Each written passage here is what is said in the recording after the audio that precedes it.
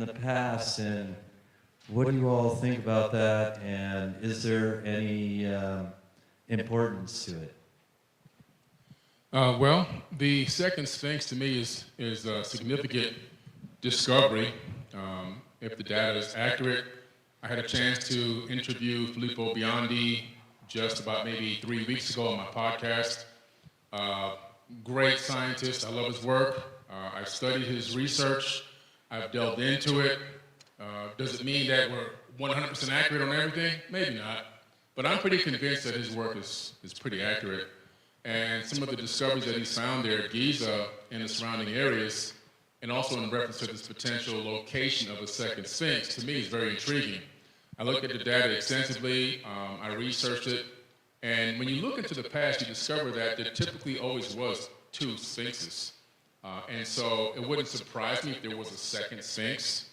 And with the damage and the destruction that happened within that region, specifically there at Giza, and I think that whole destruction was due to the Younger Dryas, which Randall Carlson talks about all the time. I think that giant ice sheet above Syria just melted on that impact and just flooded that whole area. You can kind of see the erosion inside the Sphinx enclosure. And so that means that imagine water moving at, an incredible rate of speed and kind of just pummeling everything in its path. Maybe the second area was overrun by a lot of flowing water, mud, an extensive amount of erosion. So it's quite possible that that location is the second Sphinx. I would love to go back. I'll be there actually in about maybe 5 weeks or 6 weeks. I'll be back in Egypt again. And I'm going to go back to the exact location where we studied and did the research, and where Filippo Biondi and his team used the SAR scan technology, synthetic aperture radar, to potentially pick out the site. And I'll be there with Mohammed Ibrahim in person, kind of investigating and doing some field research, and I hope to bring something back by the time we meet again in Austin. Sweet, thanks, Billy. I have not interviewed Filippo, but I've been following it closely, and I won't comment on whether I think we're at 105% or 60%, but I will say that I think we live in a really exciting time where technology is advancing very, very quickly. And I think that in our lifetimes, we're going to see a tremendous amount of discoveries like the one we're talking about right now. And they're always going to make us a little bit uncomfortable. Some of them we're probably not going to be able to prove. But especially with AI coming, I think maybe in the next 10 years, we'll see people deciphering Rongo script. We'll be seeing all sorts of stuff happening. So I think that's a good thing for this space, for the work that we're trying to do. I would much rather hear people debating on the internet on whether there's a second Sphinx, if that discovery was real, than talking about what kind of TV they want to buy next. So I think this is all good. I would like to see the people in this community encourage each other and be open to these ideas. And if they get proven out, that's amazing. Looks like we're going down the line here. I got one word: dig. I think really that's the only way we can get the full answer right. But I'm one of these guys who I'm excited about the possibility of a second Sphinx. I mean, people have theorized about this for ages with the two Sphinxes on that dream stela, and it's fascinating to consider. The one thing that gives me, pause is these images floating around on X of the 1929 photo versus the 2021 photo, where the 2021 photo shows this supposed sand mound, and then the 1929 photo, it's almost the same aerial shot, probably taken by a blimp. There's no sand mound there, so you kind of go, wow. What happened to the mound, right? Was it because we know that there was so much archaeological excavations going on there in Egypt in that late 1800s, early 1900s time period? If you look at the old photos of the Sphinx, it's almost covered in sand, right? And around the Great Pyramids and all the tombs, so all that sand had to go somewhere. And so they were making these long piles you can see in photos.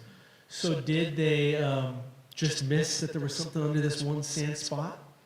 I guess that's a possibility too, but dig, baby. Obviously, digging would be the easiest way to find out.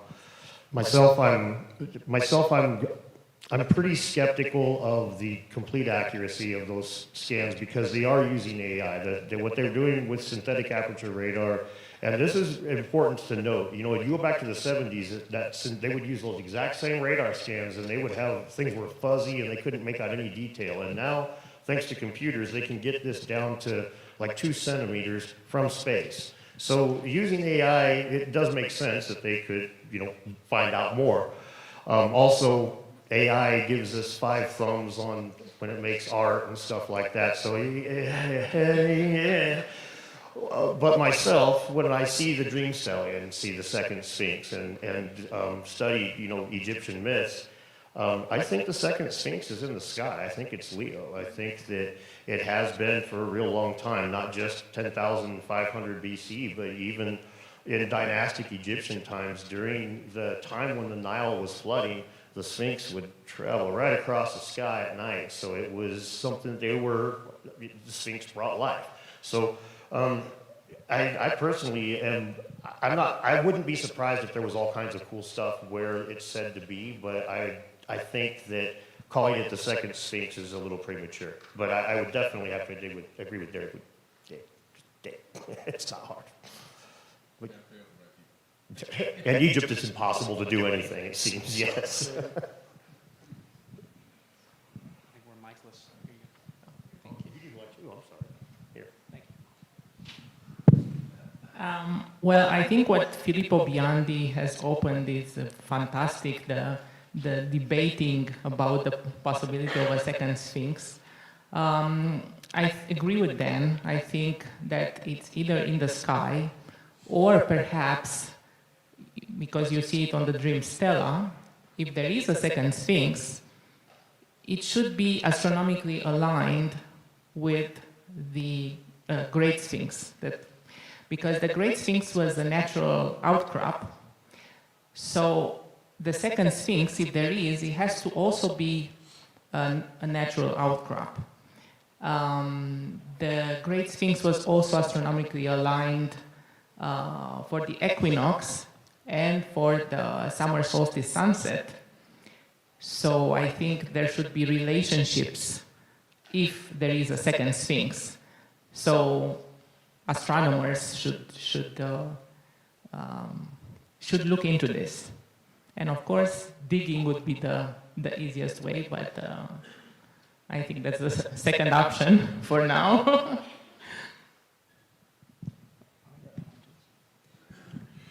Sorry, I was just making sure you got a mic. So, I think the likelihood is that if you look at the photos from the early 1900s, the fact that there's not a mound there, but there is a mound there today, it's basically an impossible obstacle to explain away. That said, I think that what those guys are doing is it's some of the earliest chapters of like independent people being able to scan archaeological sites. And I think that LiDAR, GPR, et cetera, all these other forms of technology that independent people are going to be able to use to study archaeological sites is the way forward. So I think I'm going to echo Ms. Copperfield and say that I think these conversations are much more constructive. I like to see people talking about this rather than like the secret lives of Mormon wives or something,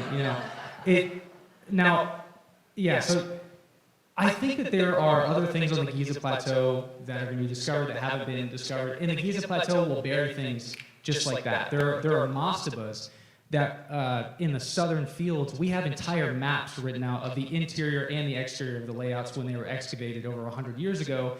But, there's so many sites out there. They don't have people out there to keep the sand from burying it. So we have maps and diagrams of archaeological sites and monuments in those southern fields. And today we don't even know exactly where that monument is because it's been buried by the sands of time. That's just how quickly Giza and Egypt itself will bury things. Do I think that there's a second Sphinx? I mean, I don't know. You see it in the imagery. You see the two Sphinx looking at each other. If it's not the Sphinx looking at the lion in the sky, such as Leo, then I think that the other possibility is that there's a Sphinx in southern Egypt. Egypt is divided by two lands. Everything throughout the Egyptian monuments is cut directly in half. You can go through tombs in the Valley of Kings, and one side is made for the north and the other side's made for the south. You know, the pharaoh is the king of two lands. Everything in Egypt is the place of two lands. Before the unification of dynastic Egypt, they were two different civilizations. So if there's a literal second Sphinx, I think that maybe looking in southern Egypt somewhere, you may find something. But I actually want to echo you and say that I think it's probably important to look for astronomical alignments. You know, these monuments are encrypted, like the cosmos is built into these things, right? So, yeah, I mean, I think that there's a possibility that maybe if there's a second Sphinx, it's meant to mirror the northern Sphinx, so maybe it isn't a natural formation that's like modified into a monument. They could have just made another Sphinx, and maybe it's somewhere there in southern Egypt. But yeah, so those are my thoughts. Well, I haven't had a chance yet to really explore into the second Sphinx yet, but I have been reading the work of Alberto Danini, the Italian engineer who did the relative erosion method analysis of the sulcal or base of the Great Pyramid. And when I was there, I did notice something, but didn't have any thoughts about it, because if you look at the casing stones, the limestone casing stones that come down and sit on the sulcal, you know, there was this earthquake 675 years ago, and it loosened some of the limestone casing stones that had been impenetrable since whenever the pyramid was constructed. At the same time, a lot of buildings, because of this earthquake, which was epicenter right up near Crete, collapsed a lot of buildings in Cairo. So there was a dire need for building stones, and suddenly the Great Pyramid is offering up these limestone blocks. Well, and I may show some of this tomorrow. I have some slides where if you removed the casing stones that are sitting on the sulcal, that means that limestone surface was subjected to weathering 675 years ago. But if you project beyond where the casing stones meet the sulcal, you've got a couple of feet there where it's been exposed to the weather since the pyramid was built. And so Danini saw this, noticed it, grasped the significance of it. So he did 11 points around the base of the pyramid, analyzing the difference between the pitting or erosion in the limestone base that had a known date of 675 years compared to the date of the exposed. And he came up with a wide range of dates, and he used a statistical method. He describes it in his paper, which actually may not have been published yet. Anyways, what he comes up with is a mean date of 25,000 years for the building of Khufu's pyramid. And which I thought, that's interesting, because that's within 1,000 years of being like one traditional great year ago, one full precessional cycle.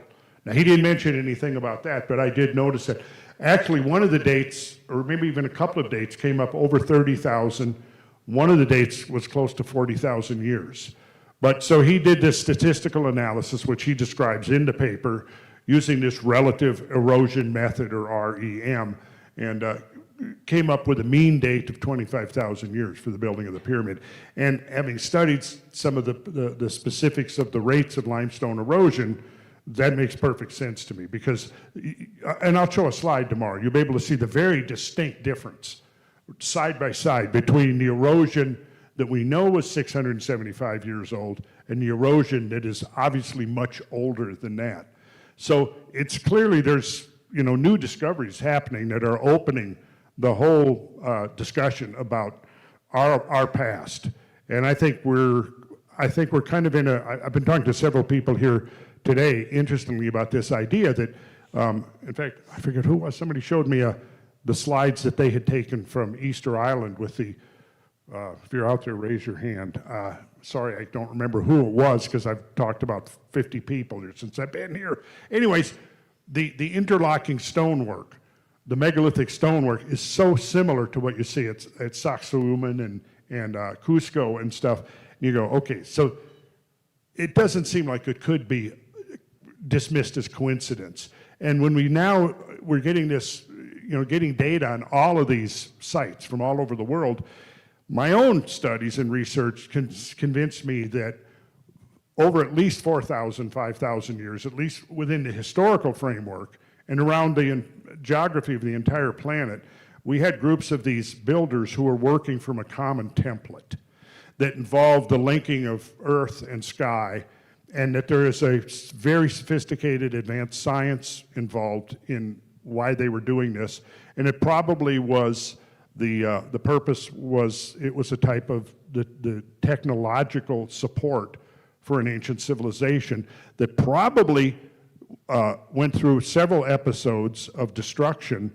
And when we see some of the structures from within the last, say, 4,000 or 5,000 years, I think we're seeing possibly an attempt to resurrect some aspects of what I sort of think of as an ancient machine, in a way. And when we look at these monuments and we look at the specifics that link geology, mathematics, astronomy, all of that, and you put that together, it's too consistent around the world to be say, okay, this culture just came up with this independent.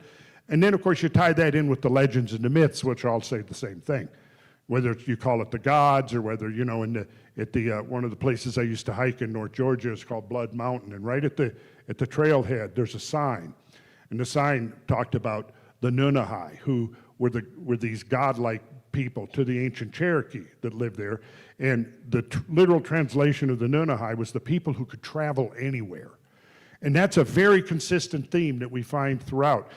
I think possibly one, and I'll quit rambling here, but I think possibly one explanation is that we know now, indisputably, there have been a series of great convulsions and catastrophes in the history of this planet, and that have gone very far towards erasing what was here 15, 20, 30, 40, 50,000 years ago or longer.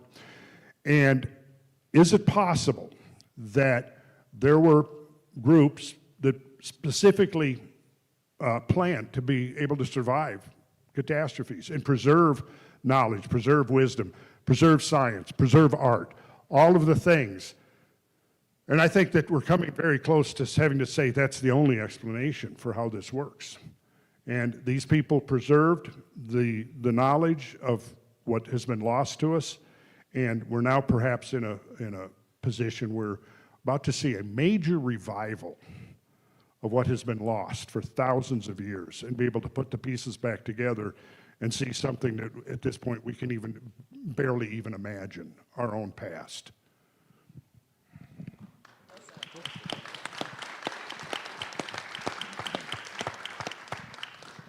Well, maybe we start back at that end and work back this way. That brings me up to a question. Yeah, Jason, do you want to jump in here real quick?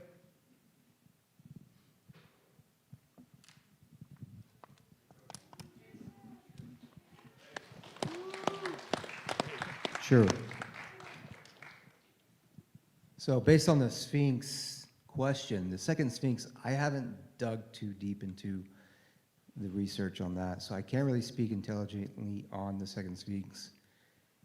It wouldn't doubt me that we would discover such a thing in this time in the human history. It seems like we're going to be discovering a lot more evidence of our history like this in this time that we're in. I have actually spent some time looking into the Sphinx on Mars. Has anybody looked into that before? So there is a pyramid complex in Cydonia where there's a town, a city that they called Cydonia, which sounds an awful lot like Sedona. So on this complex, there's about 5 pyramids. And next to the pyramids is a Sphinx. Well, Dr. Hoagland puts a big presentation on this, and it appears to be a Sphinx, but not like the ones we see in Egypt where there's a half man with a half head, or a half lion with a half man, a man head, so it's a half lion, half man. But when you look at it on Mars, you're looking down, and from the satellite imagery, the Sphinx is split in half. So on this side of this face, it's a human, but on this side, it looks like a lion. So you got to flip the picture in half to really see it. So that's what comes to mind when I hear major discoveries happening around the world right now. You know, there's going to be a lot of things that are going to be blowing our minds. So it's a very exciting time to be in right now. Thank you. Very cool. Well, you know, when you brought up, Randall, about how there were builders possibly working from a similar template and traveling all over the world, it reminds me of John Michel's The Re-Enchantment of the Landscape, when the landscape is wiped out or is a wasteland. Could you talk about that a little bit, since we're on this topic of cataclysm? And Sure. So what Robert was just talking about, I think, is most succinctly codified in the stories of the Grail. And I don't know how many of you ever immersed yourself into the Grail stories from the High Middle Ages, roughly from the late 1100s to the early 1200s. It was about a 50-year period where most of the Grail stories were set down. There was probably at least a good 25 or 30 of them, depending on which ones qualified. But essentially, it describes the quest for what, in context of the whole storyline, is the antidote to the wasteland. And the fundamental secret of the Grail being that the king and the land are one. And if the story, whether it's whether it's Arthur or Anfortas or the Fisher King or whoever the identity of the king is, the king has been wounded and is not healing. The king is ill and not recovering. And the land round about has been laid waste. And the quest for the Grail seems to provide the antidote not only for the ailing king, but for the ailing land as well.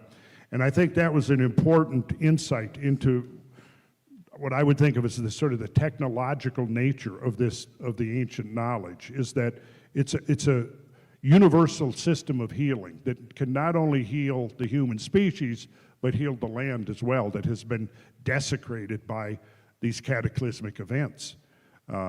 And I think essentially that's the fundamental idea behind a lot of these stories, because the idea of ancient cataclysms, whether it's by flood or by fire, are universal. And you have to kind of sift through the whole spectrum of traditions and sort of begin to connect the dots, because there's no one source that tells the whole story. As you probably well know, Billy, in your research, you have to go to multiple sources, and because for thousands of years, a lot of this knowledge has been dispersed. And that's what makes our time so unique right now, because we're in a position where we can really start connecting things in a way that even just wasn't even possible a few generations ago. And it's revealing a whole deep, complex history of this planet and our presence on it. And, but there's also the problem that we again find in a lot of the themes, is that there's a resistance to the revelation or the disclosure of this knowledge. And we find that there are factions within academia, within the establishment, that would just as soon see these kinds of discussions go away. Because, and if you remember I don't know how many of you read some of the criticisms that came out in the aftermath of Graham Hancock's Ancient Apocalypse. I sifted through those very, very in detail. And what I came away with was none of them from the mainstream media had any basis. There was no actual refutation or rebuttal. It was all name calling. And it was, Graham Hancock is a conspiracy monger. And I even read things like, well, if you believe Graham Hancock's story of, of an ancient civilization, you might think that scientists are lying. In fact, you might even think that politicians would lie. I mean, that was literally in one of the, and I'm going to put together an essay on that very soon and probably do a podcast, because what it shows you, though, is the resistance to this kind of opening that's happening has no foundation. And they kind of know that. And I think their desperation is starting to show. And it cuts across the whole spectrum of ancient history of academia, what's going on in, politics and foreign policy. All of that is linked together, and it is a house of cards.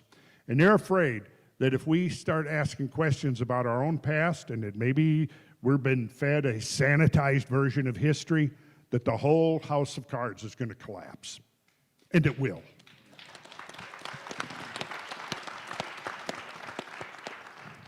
So along those lines, guys, maybe you could start off real quick, Jason.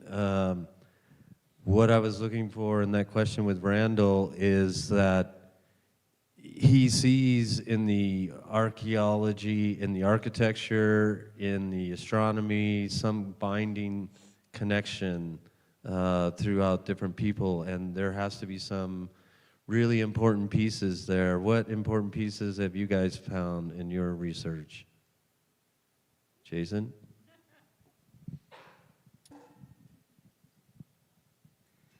Well, on the lines of connecting the dots with all the sacred sites and the temple places around the earth, there seems to be a consistent pattern with these sites where they place them, for one. The location is very important. They seem to be on ley lines, the magnetic lines that run on the major grid lines. So where these grid lines cross, you will find an amplified energy created here, a vortex, a scalar, longitudinal electromagnetic type energy. And when you place a temple on there, you're actually amplifying that energy as well. So there seems to be a consistency of how the temples are built, the materials in this structure, it's like a focusing geometry. They're piezoelectric materials. They're able to embed that Earth's electromagnetic field. So the consistency between the geometry, the materials, the locations, it seems that they were all working together at some point, or they had an agenda. And then there's correlations also in as above, so below. So you'll find correlations within the Giza Plateau with Orion, with the Bosnian pyramids, with the Pleiadian star systems. So we have connections. In theory, you can say we're connecting dots there with ancient civilizations on Earth, as above, so below, with ancient civilizations above as well. Does that make sense? Nice. And Luke, in your research, what do you think is some of the stuff that you think is the most important thing that you found and how it connects us all? Well, I think that something huge that we're going to see in the future is independent, like forensic archaeology in a way. I can give a couple different examples. In the time that I've spent in studying the Americas are very underfunded, and there's so many different cultures that, say you go to Mexico, well, they're going to invest all their time reconstructing sites and building museums around the Maya, the Zapotecs, the Aztecs, and Teotihuacan, right? That's going to be their main focus. But you're missing so many other cultures in the midst of that, right? And so at these sites, they go and they'll excavate a site, they'll pull out a bunch of artifacts, they throw the artifacts in the museum, and you have a few scholars that spend their time studying these sites, but it's not that many. And there's so much room for, and that's just Mexico, not Central America, South America, and even North America. The mound builder world is so overlooked, and that is a consequence of colonialism. It's a consequence of the early colonists making the continent seem like it was this vast uninhabited land that could just be run over for manifest destiny. That's why that happened. But the consequence of that is still 200 years later, people don't even know anything about the Hopewell or the Adena or so many other ancient cultures of North America. So there are all these places for people who are interested in the ancient world, people maybe like me who have a degree in anthropology, but I never went to work for a university, where I can notice something, like a pattern between artifacts that are kept in these museums and historical record, and I don't have to ever go excavate a site. I don't have to get a grant, but I can connect these dots between different archaeological sites. One thing in particular, the thing that I did recently was I traced the historicity of the fact that there were jaguars here up in North America, and we know that they were here in Arizona, but all the way out where I live in North Carolina, from 1680 to 1709, they were documented by 2 different explorers out there.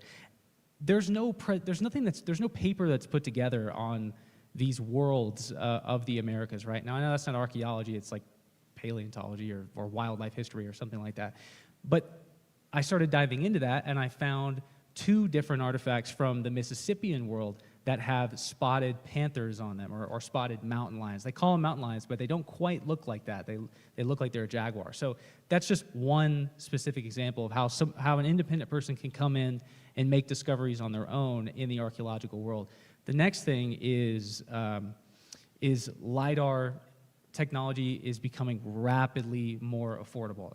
I'm not saying you can go buy a LiDAR drone for $2,500, but whereas one flight used to be $150,000, one drone now is like $60,000. So you can get the funding to actually get a drone and perform projects. And so it's been like 3 or 4 years now. I haven't officially announced this at all, but I'll leak it here. But this year, myself and a company I'm working with, we're launching a LiDAR initiative here in the U.S., but also in South America, and then we're going to be doing it in the Polynesian world. But it's going to be, within the next 5 years, it'll probably be the biggest independently funded LiDAR project for archaeological sites that's ever happened.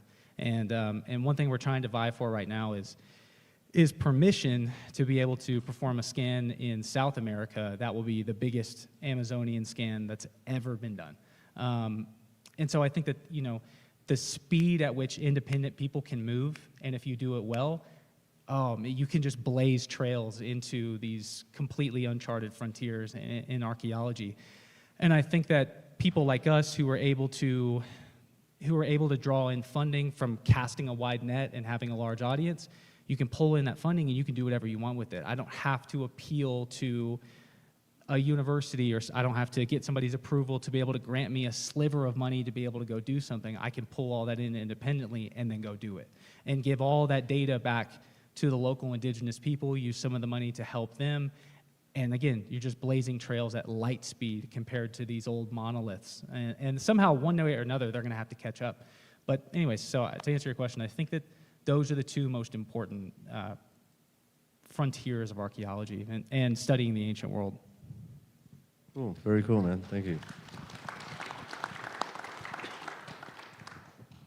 Anna, what important discoveries do you think you found that connects us all? Well, I'm very lucky to be studying a site in the Transylvanian Alps in Eastern Europe called the Carpathian Sphinx. It's a site I know for most of my life. And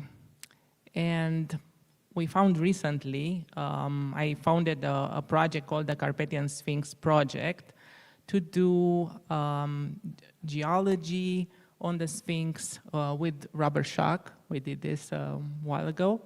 And with an astronomer to study the alignments that are at the site.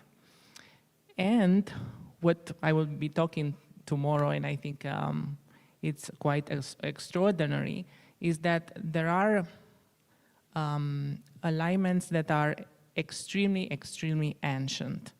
And they relate to early men, to Neanderthal men, and early Homo sapiens. So the implication is that early man has been observing and tracking the stars for tens of thousands of years. And we are just finding this now. And there's a lot of research that I will present tomorrow. And many archaeoastronomers today are writing about Neanderthal men and early Homo sapiens being sky watchers, which is very interesting. Thank you.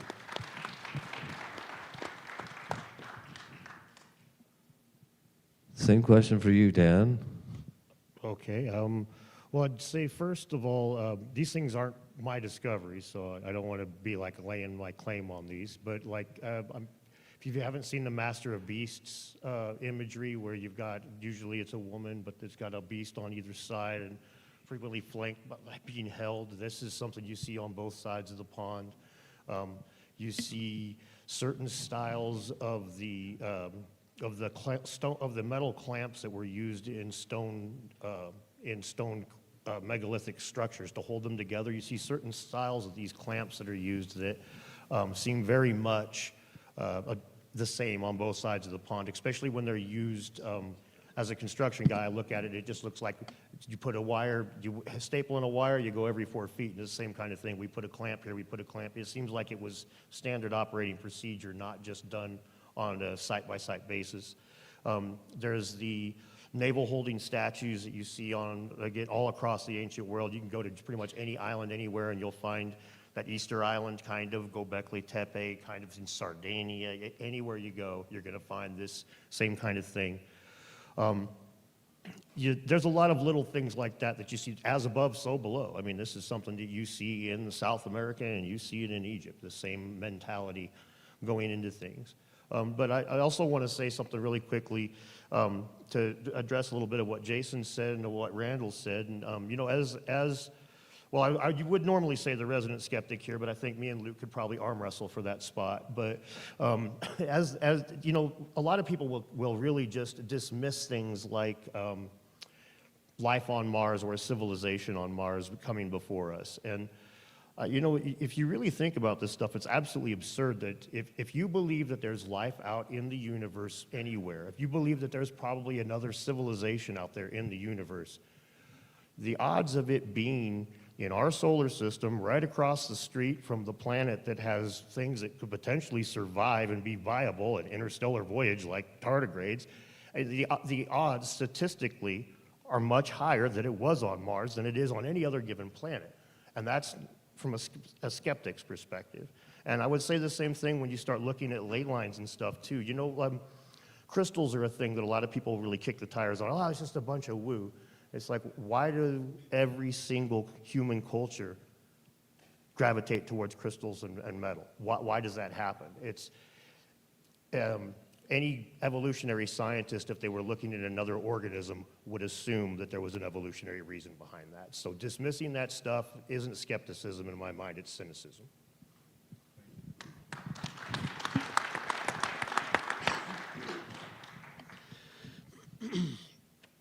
That was great. Thank you. Choked me up.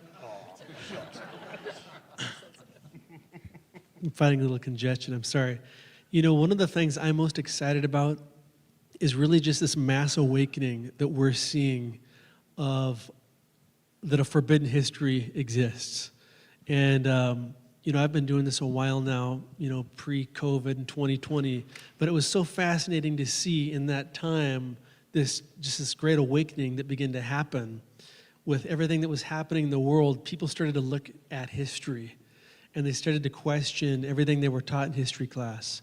And to me, this has some of the biggest ramifications for who we are today and where we're going, is when we can look back and realize that, you know, you've heard it said, those who control the past control the future, right? And so we're seeing this unraveling of the mainstream history, a stranglehold on our past, right? And people are questioning the ancient history timelines. And we've got all these great speakers here like Randall, who has been, you know, blowing those dams wide open with his research. But I just get excited about seeing people wake up to the fact that there's more to history than we've been told, right?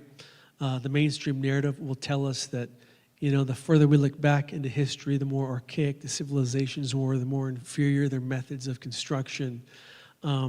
Yet all it takes is sometimes one image you see on Google or a YouTube video, right, that makes you think, wait a second, how would the Inca have precision crafted these granite mortarless blocks that rank a 7 on the Mohs scale of hardness when their tools were 3 and 4 on the Mohs scale and manual in nature, right?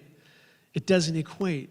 And so I remember the first time I went to the Aswan quarry, and I saw what I believe is one of the smoking guns of lost ancient technology, and that is these unfinished obelisks.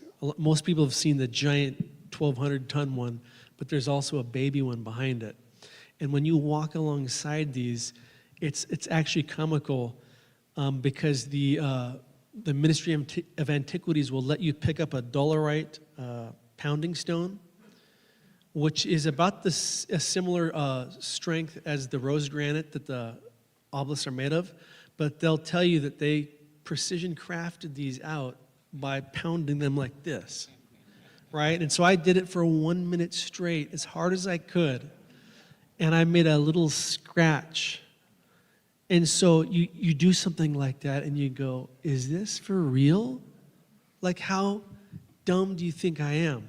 And then so when you get around those obelisks, you see 1 meter scoop marks that go all the way around from the top of the rose granite bedrock down underneath, and then it pulls out. It was the evidence of some kind of ancient device that they had that was literally scooping it out in 1 meter sections all the way around. And so you see that, and you try the dolerite method that they tell you they did, and you know there's more to history than we've been told. So I think that's, to me, one of the most exciting things that connects with what a lot of these speakers are saying of where we're going, is when we get critical mass on this, right, that when we start to look back at, wait, so if they did that with a lost technology, what was that technology? You know, because I think that's what they're really scared of, that we will try to harness that technology again, because that would put a lot of people out of business, you know, when you think of free energy and you think of this kind of stuff. So I can't wait to share with you what I've got tomorrow. I've got a huge slideshow, so don't miss it.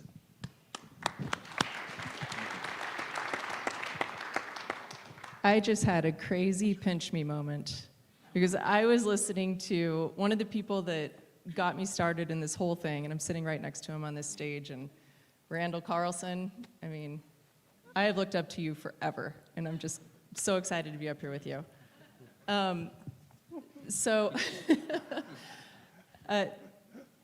The thing I sort of focus on with my work are sites that nobody else is paying attention to. And I'm willing to go really, really far and dig really, really deep to investigate these sites. So just a couple of weeks ago, I was in Easter Island, and there's a 13-mile hike you can do up the northwest coast of the island. There's no roads, there's no trails, there's no guides, there's no fences, and you really just get to boots on the ground, explore this stuff. And there are rock walls, stone walls, precision megalithic walls on the northwest coast of Easter Island that look just like the famous one on the south side of the island that nobody talks about. You know, I just recently went to the middle of Thailand, and there's a pyramid there that was just unburied 20 years ago. So I go to those places and I uncover the story. I love going very, very deep into archaeological reports. If they're in another language, that's even better, because I feel like I'm just on this like crazy exploration mission. And my point is, I think if you have 10 sites around the world where things look the same, you see the same clamp marks or stone carvings or what looks like technology, that's interesting. If you see 100 of these sites, that's pretty compelling. But if you're able to put together a portfolio of 1,000 of these sites that look the same all over the world, in every country, or almost every country, it becomes inarguable. And I think it's one of the things that I love to do is go explore these things. I'm going to talk tomorrow about all of the things I've uncovered in Cambodia. Lots of LiDAR stuff, super, super interesting stuff going on there. So that's what I like to do is say, gosh, that looks a lot like Sacsayhuaman, but it's in a place that nobody talks about. So anyway, that's my 2 cents.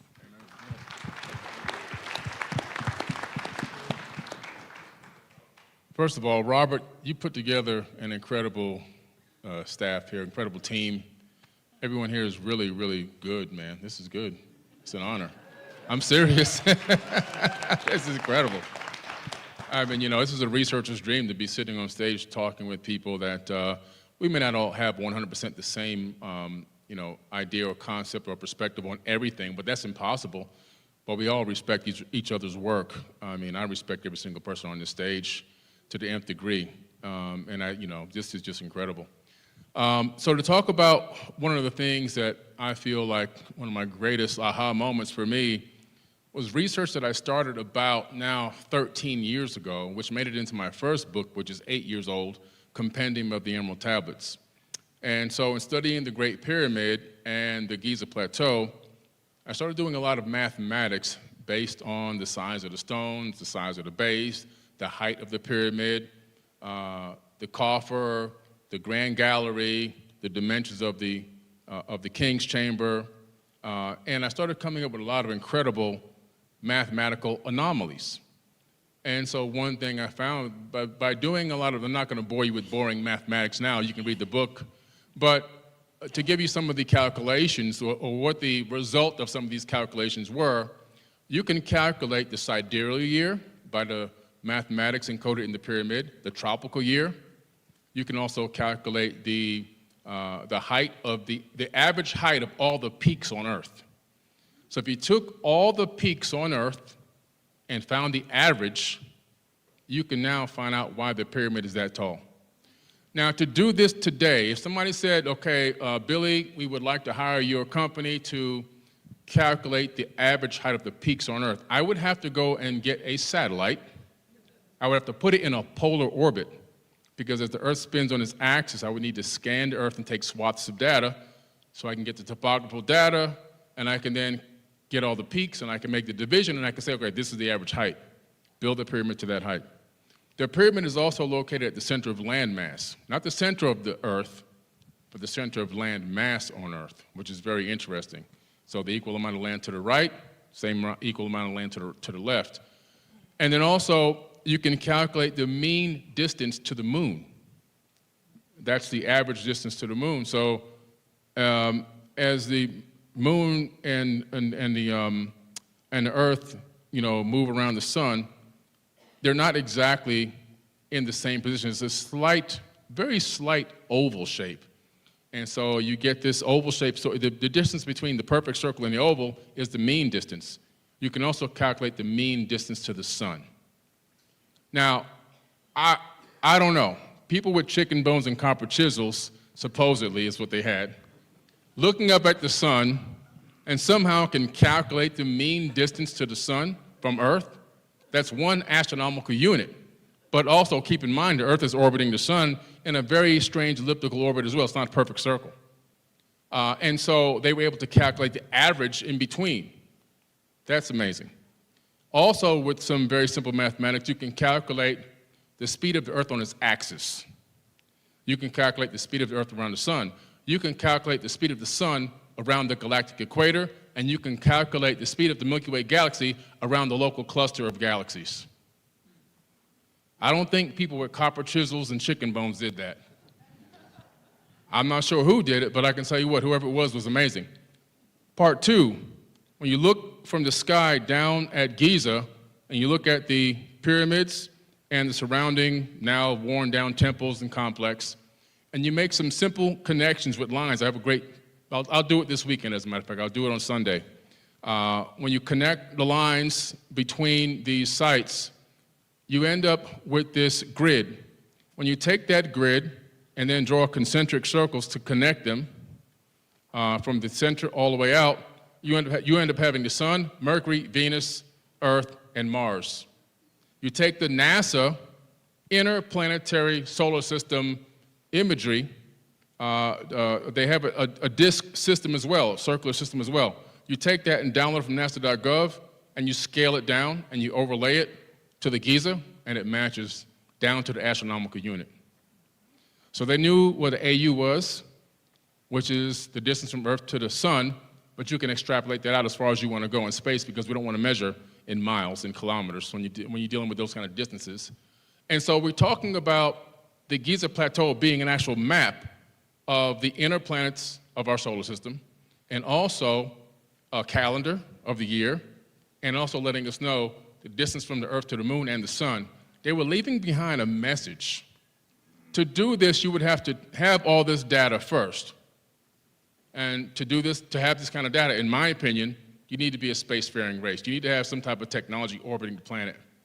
And then you take all that data and you incorporate it into whatever type of supercomputer or whatever they had to say, I want to encode this into the structure, I want to encode this into the plateau so that it can be a time capsule for the people in the future, like us, to finally realize the magnificence of the people that were here in the past, that our ancestors were incredible, and that it was made for a time and a place for a new people born under a new sun, and we're here right now to learn all this information so that we can then, like they said, learn the correct information about the past and pass that on to the future so that we can have a proper future, that we can possibly get back to a golden age, and maybe we can sustain it this time.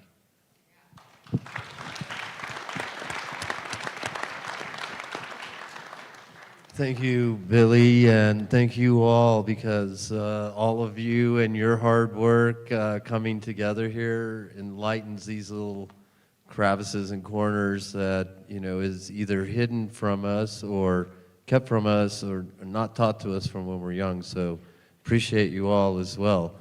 I want to open up this time for anybody who would like to connect with some of the speakers and ask questions. We have a mic over here if you want to come up and line up. You have to come over to the mic, though. There's it's up on the balcony there. Right there. Up on the stage.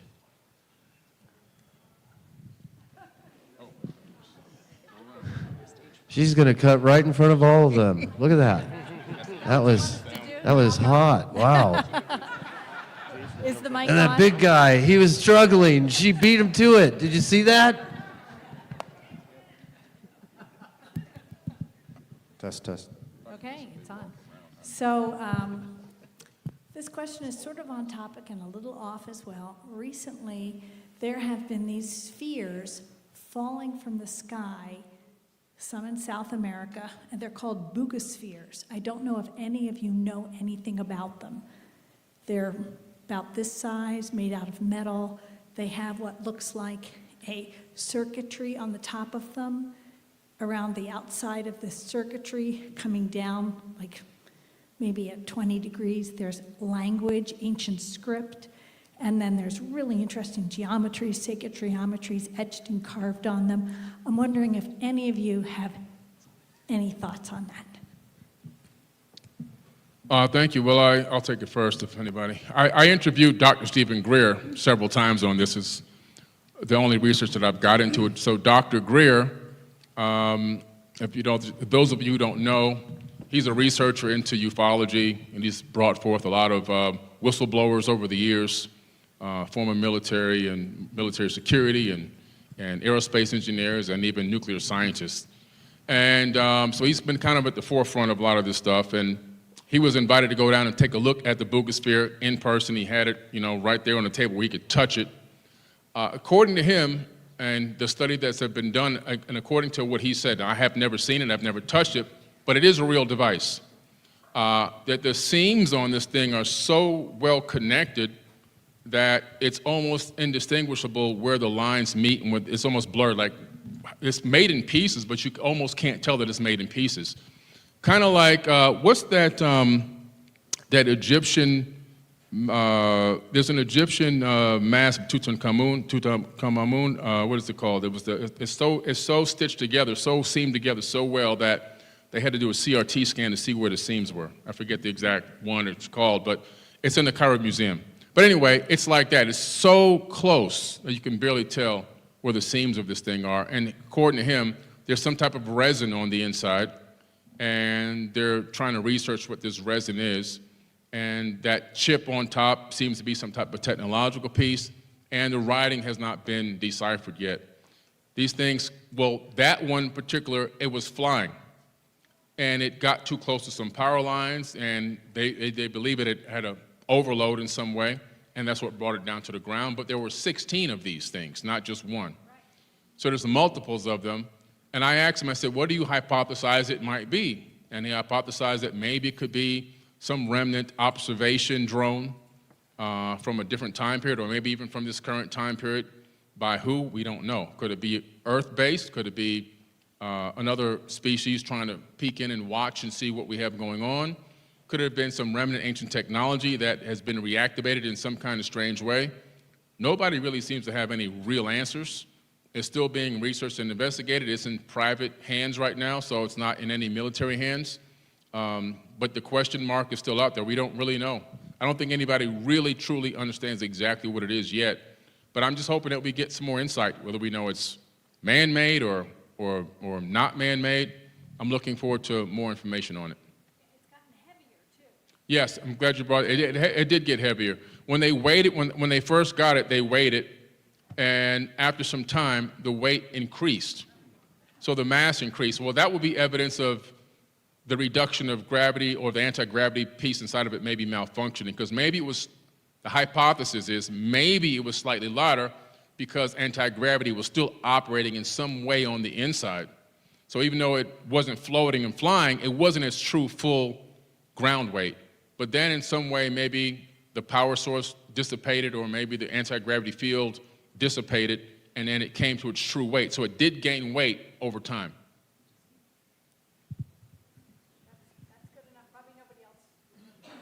Well, I will add one thing to that. I haven't studied into it a lot, other than I read one paper on it that was talking about, it was a series of 3 concentric spheres. And the ratio of the spheres in this one paper was 4 to 3 to 2. And I immediately recognized that because I've worked with the team that's experimenting with the thunderstorm generators in India right now. And they seem to be most effective when it's 3 spheres in the ratio of 4 to 3 to 2. And seems like one of the effects of when these things are active, there's no moving parts in them, so I don't know if I'd call them a machine, but it has to do strictly with the geometry. And it's a way of amplifying the effects of plasma energy. And one of the byproducts of this is that it seems that there are effects of direct energy to matter and matter to energy conversions taking place. So if you have energy to matter conversion, that could potentially explain why it seems to exhibit an increase in mass. But yeah, there's some really interesting technological stuff going on now, and that I think is going to shed light on how the fundamental workings of an ancient technology. And these things, I have no idea, like with Billy, I have no idea what they are, where they came from, what the story is behind them, but that was the one thing that I noticed that seemed to be significant. And 432 is one of the fundamental Vedic building block numbers of creation, right?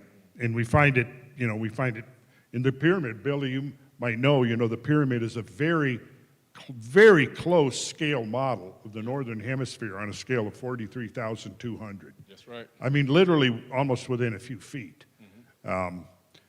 And something else that as far as the thunderstorm generator is that you've got spheres, almost like dumbbell looking, 2 spheres connected by cylinders. The cylinders are in that same ratio, and you have plasma moving. It's an energized argon gas that's moving through here, and it's creating these plasma structures. And it seems that plasma is affected by certain frequencies that induce a sort of spontaneous coherence into geometric forms. And I think that could possibly be where the direction we need to be looking, because, I mean, it's the number. When I first got aware of this, I was told by the inventor that, that he had seen a video that I had put out maybe 14, 15 years ago talking about sacred geometry, and he utilized those geometric relations and found that there were effects. And so if we're in, you know, looking at temple architecture or, you know, any of the geometry of these structures, because they all display very consistent geometry relationships, square root of 2, square root of 3, the golden section, you know, these cosmological numbers, 432, 792, 864, 217, over and over and over and over again. And we find them embedded in sacred writings, in the descriptions of the metaphorical temples, the holy city, etc. And so one of the things that really caught my attention was that when you introduce this argon gas into these spheres and it starts whirling at a credible rate of speed, and then it's passed into these cylinders, and it's way too complex to try to explain what's going on there. And there are those, you know, Bob Greenier's work really sheds light on that. But one of the things that I thought was pretty interesting was that if you imagine a sphere, and imagine you're intersecting a cylinder into a sphere. You have to cut a hole, right? Well, now what you have is a sharp edge that if you look right at the transition from cylinder to sphere, it's almost a right angle. Well, that introduces turbulence into this whirling plasma and prevents this vortex coherence from forming. So experimenting with transition angles between the spheres and the cylinders, the one that seemed to be the most efficacious was about 51.85 degrees. So take that for what you will. And does that tell us that somehow the pyramid was involved, at least Khufu's pyramid was somehow involved in some kind of a plasma technology? And I think the answer to that could be yes, because there's other evidence that suggests that moving water under pressure has plasma effects. And we know that all the sacred sites are connected with water, particularly subterranean water, oftentimes water moving through fault lines, opens up all kinds of interesting possibilities. So I just thought I'd throw that in. And just So really, look into the Vedic numbers, the cosmological, the Kali Yuga, 432,000 years, the Maha Yuga, 4,320,000 years, the reigns of the Sumerian kings, 432,000, over and over. It's the cycle per second frequency of the note A in the ancient Dorian system, 432, 864. So somewhere in that, and I haven't got those pieces put together yet, but somewhere I think that's the direction we should be looking at. Very quickly, I don't want to monopolize this, but I'm talking to Beckett and Trent. We've been having some very interesting conversations about the ancient mound structures in North America. And I got to say one thing about that. That's what, like Luke just said, it's one of the very overlooked systems of this ancient sacred architecture. And most people don't understand the incredible scale of the phenomena before, like Luke was saying, was been overwhelmed by colonialism, which meant agriculture, railroad building, road building, urbanization, all of that stuff, which has erased, what, 90%, you think? Something in that. But we have surveys, and over the last about 4 or 5 years, I've been collecting every single thing I could find, written surveys, most of it going back to pre-Civil War, the few decades after the Civil War, to put together as much information specifically as we have about the mound culture. And in my building work, I do 3D computer-aided design. So I've started doing 3D modeling of some of these mounds that are now completely non-existent. And I'm thinking all this time I'm doing this, I'm thinking, God, what we need now is some really detailed LiDAR surveys to recreate this incredible, monumental phenomena of the ancient mound structures that ranks right up there with anything else that any culture has done. I may talk about that tomorrow.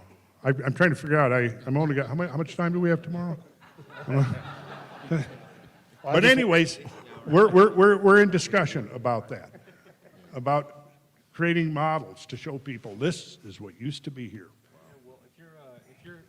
If you're doing that, that's this LiDAR project, at least part of it is, and I am so sorry, we opened up Pandora's box on your question. I promise we will keep this concise for everybody.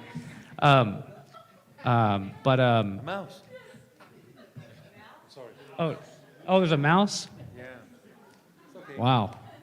Not an ordinary mouse. So, but that is, we've just gone way out in left field, but that is something that we're working on is rebuilding models, and that would be something very interesting to give over these models to you, because you can have, this LiDAR that my team and I are going to be working with, it is precise down to the size of a golf ball. So you can, it's an incredible technology, and we scanned Moundville recently, actually.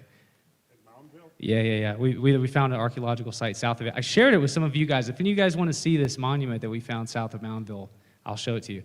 Anyways, get me off this mic. I've got one thing to say really quick to any government agencies that might be watching. I do not believe in UFOs or anti-gravity technology. Thank you very much. Can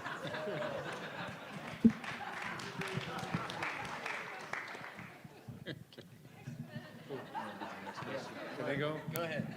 Thank you. After the mouse, thank you. I wanted to ask this question to Lou and maybe to Randall. I was wondering, now that you're talking about the two Sphinx, if there's any connection, or might be any connection between the myth of Sekhmet and the cow Hathor, in ancient Egypt, that actually comes from the Eye of Ra, and there is this destruction force that, crushes into Egypt, which could be tied somehow to the myth of Phaeton, maybe? No? To tied to what? To the myth of Phaeton in Greece. No? Oh, okay, myth of Titan. Of Phaeton. Oh, Phaeton. Of Phaeton. The Phaeton, chariot rider. No? So you have this myth about the Eye of Ra and this lion Absolutely. called Sekhmet, which comes, into Egypt and basically destroys everything. And then it's calmed and it's transformed into a cow. No? And I believe that together with Phaeton, they both kind of represent this destruction and renewal cycle that we see in so many myths all over the world. Yeah. And I was wondering, if the Sphinx is an actual marker of the equinox, and we believe in this duality of Egypt and the ancient civilizations, maybe the other potential things could be a marker of the solstice. And if you have a marker of the equinox, and you have a marker of the solstice, and you have a frame of reference, you actually have a map with a date that you can use archaeastronomy, and you can,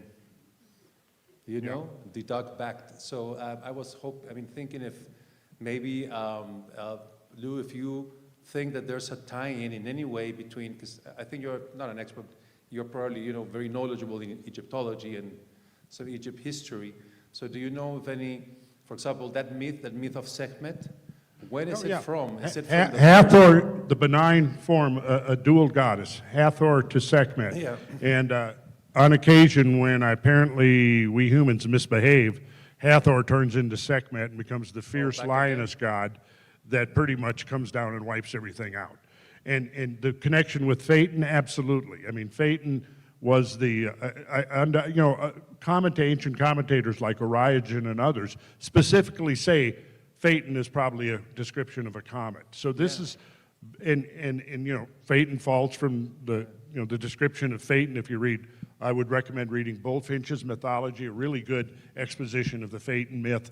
Describes, it leaves the abode of Helios, the sun god, starts transiting around the zodiacal wheel, but then the power of the steeds leads pulls the chariot out of the zodiacal belt, and it plunges towards the earth and sets the earth on fire. And we know now there are huge deposits of charcoal all over the world from the Younger Dryas event, and could be very much connected. I've been following this kind of myth, through Aruna and Surya, for example, right, in the Rig Veda, and trying to kind of map the course of the comet or the cause of the cosmological event across the myths. The most likely candidate for that comet would have been the predecessor or the progenitor of what is now Yeah. the Taurid Yeah. system of Yeah. meteors. Yeah, all right. Okay, well, so thank you. Sure.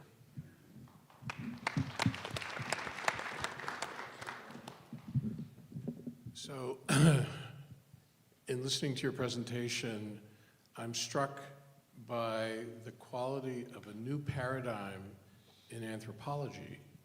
And it seems to me that we're at a point of time in world culture where a new paradigm in consciousness is coming into being.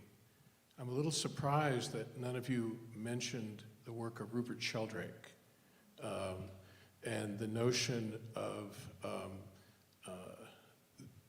morphic resonance, which you pointed out that all around the world you're finding similar forms in widely dispersed cultures. And I think we don't just need a new paradigm in anthropology. We need a new paradigm of consciousness and a new paradigm of the relationship of consciousness to the physical world. And it seems to me that one of the values of what you're doing is recovering the wisdom that the ancients had. They understood that relationship better than we do. And I'm very excited to see you do that. Thank you. Thank you.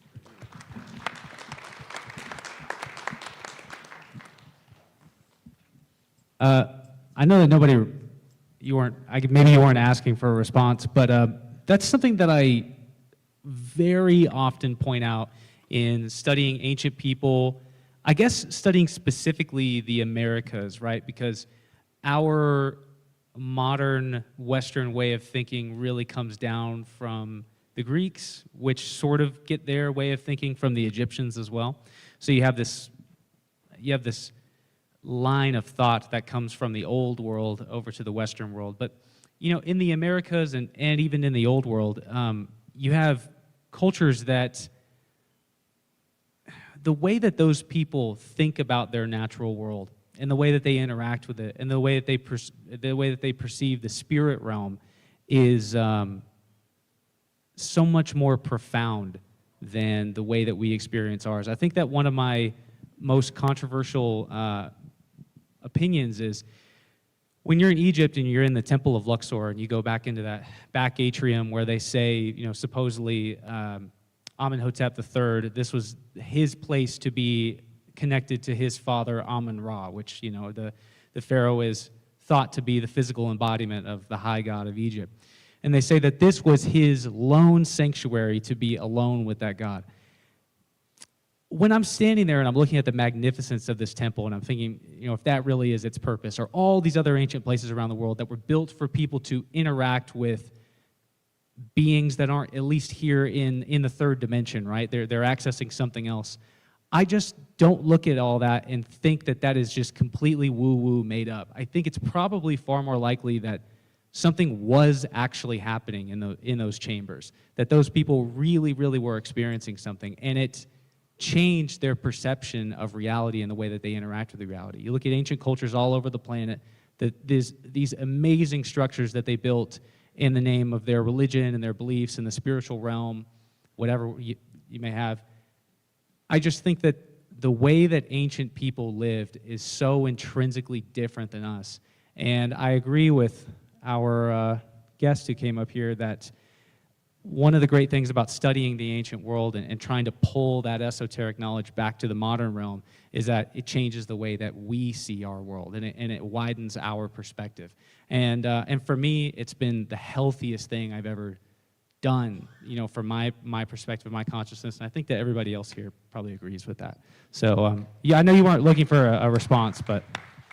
Really quickly, if I could chime in, again, I'm pretty skeptical about things, and spirituality tends to be one of them. But I was having a conversation today with a man Robert introduced me to, a man named Kevin, and he, if you look at where we are right now, like we're on the cusp of being able to travel the stars, and at the same time, we have billionaires eating babies and all kinds of just really base, gross human problems, you know. It's and every one of us has got to battle our own personal, you know, the kind of things Jesus talked about, right?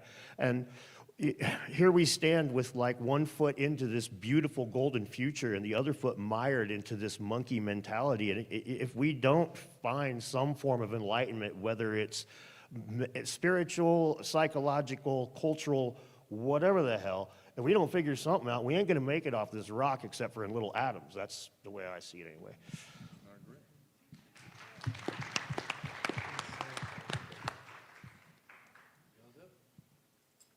Well, hey, this is a quick one. I'd kind of like to poll the audience. Any bets on what kind of head we have on that second Sphinx? Is it a man? Is it a lion? Any guesses? He's wanting to know what kind of head we have. If there is a second Sphinx, does it have the head of a lion or the head of a man? Or something else, right? We don't know. A ram, right? You know, just many different types of Sphinx heads. But that's a great question, actually. Probably Zahi Hawass. We can only, yeah. Zahi Hawass will discover it first. Always the first one to find out. It's in his next book, it's in his next documentary. But it's a great question. It's something to just hypothesize and think about. You know, unfortunately, it is just going to be a thought or a guess. You know, even the Sphinx itself, we can see that it definitely was recarved, but it could have been recarved from a previous person's face down to that smaller face, or it could have been a lion. So there's so many question marks. You know, what's the gentleman's name? I'm sorry, on the end here. Joseph. Jason, I'm sorry, Jason. Jason brought up something in the beginning in regards to Mars. And I've been a big, avid Mars researcher for quite some time. I founded the United Family of Anomaly Hunters. That was back about maybe now 16 years ago. And we've now accessed over 1,100,000 images from the space agencies and downloaded them. And we've processed all of them and come up with about 62,000 anomalies between 14 of our groups on social media. And we process them back and forth. We analyze them. We ask questions. We see which ones we believe are not anomalies or which ones are anomalies. And one of the greatest anomalies are not just one Sphinx or let me rephrase that, not just one rock that resembles a Sphinx on Mars, but two actually. And the second one that resembles a Sphinx on Mars, it doesn't have a lion's face. It actually has the face of an actual, looks like, I can't say it's a face. Let me be very politically correct. The anomaly resembles what we would consider to be a face of a man. And that one made its rounds. It made it to CNN, NBC, Huffington Post, Fox. Many news outlets picked that one up. We've been on so many different mainstream outlets with them asking questions and not getting any answers, even from NASA. We've even had some of our work show up on ancient aliens. So it's not like I'm just talking about bullcrap work. Like we've done real good work and found real anomalies that have made it to mainstream, and even they are asking questions. NASA, when I wrote a letter to them about this place called the Presidential Panorama, this is where that Sphinx or that Sphinx-type anomaly is located that I cataloged and put up on social media back in 2014. They told me that we believe you might have pareidolia, but if you believe that it's something like a real anomaly, you're more than welcome to publish it. So I took it as my green light, and then when I published it, one of the NASA researchers clicked the like button on it. So I don't know. Presidential Panorama, check it out. It's an amazing image. Washington.edu hosts that image, and it's an anomaly like no other. It could be the second Sphinx. Were you going to say something, Jason? No, that was great. Thank you, Billy. Hi, y'all. So the question is for Randall and Billy specifically, but if anybody else has any sort of thoughts on this subject, definitely like to hear what you have to say. So Randall, I was able to catch what you had to say about the Grail, and I saw your video on the Cosmic Grail as well. And I was wondering if you think the Grail is strictly a spiritual or philosophical idea, or you think it may also actually be an artifact. And Billy, do you think that that artifact could actually be the Book of Thoth? You want to go first, Randall?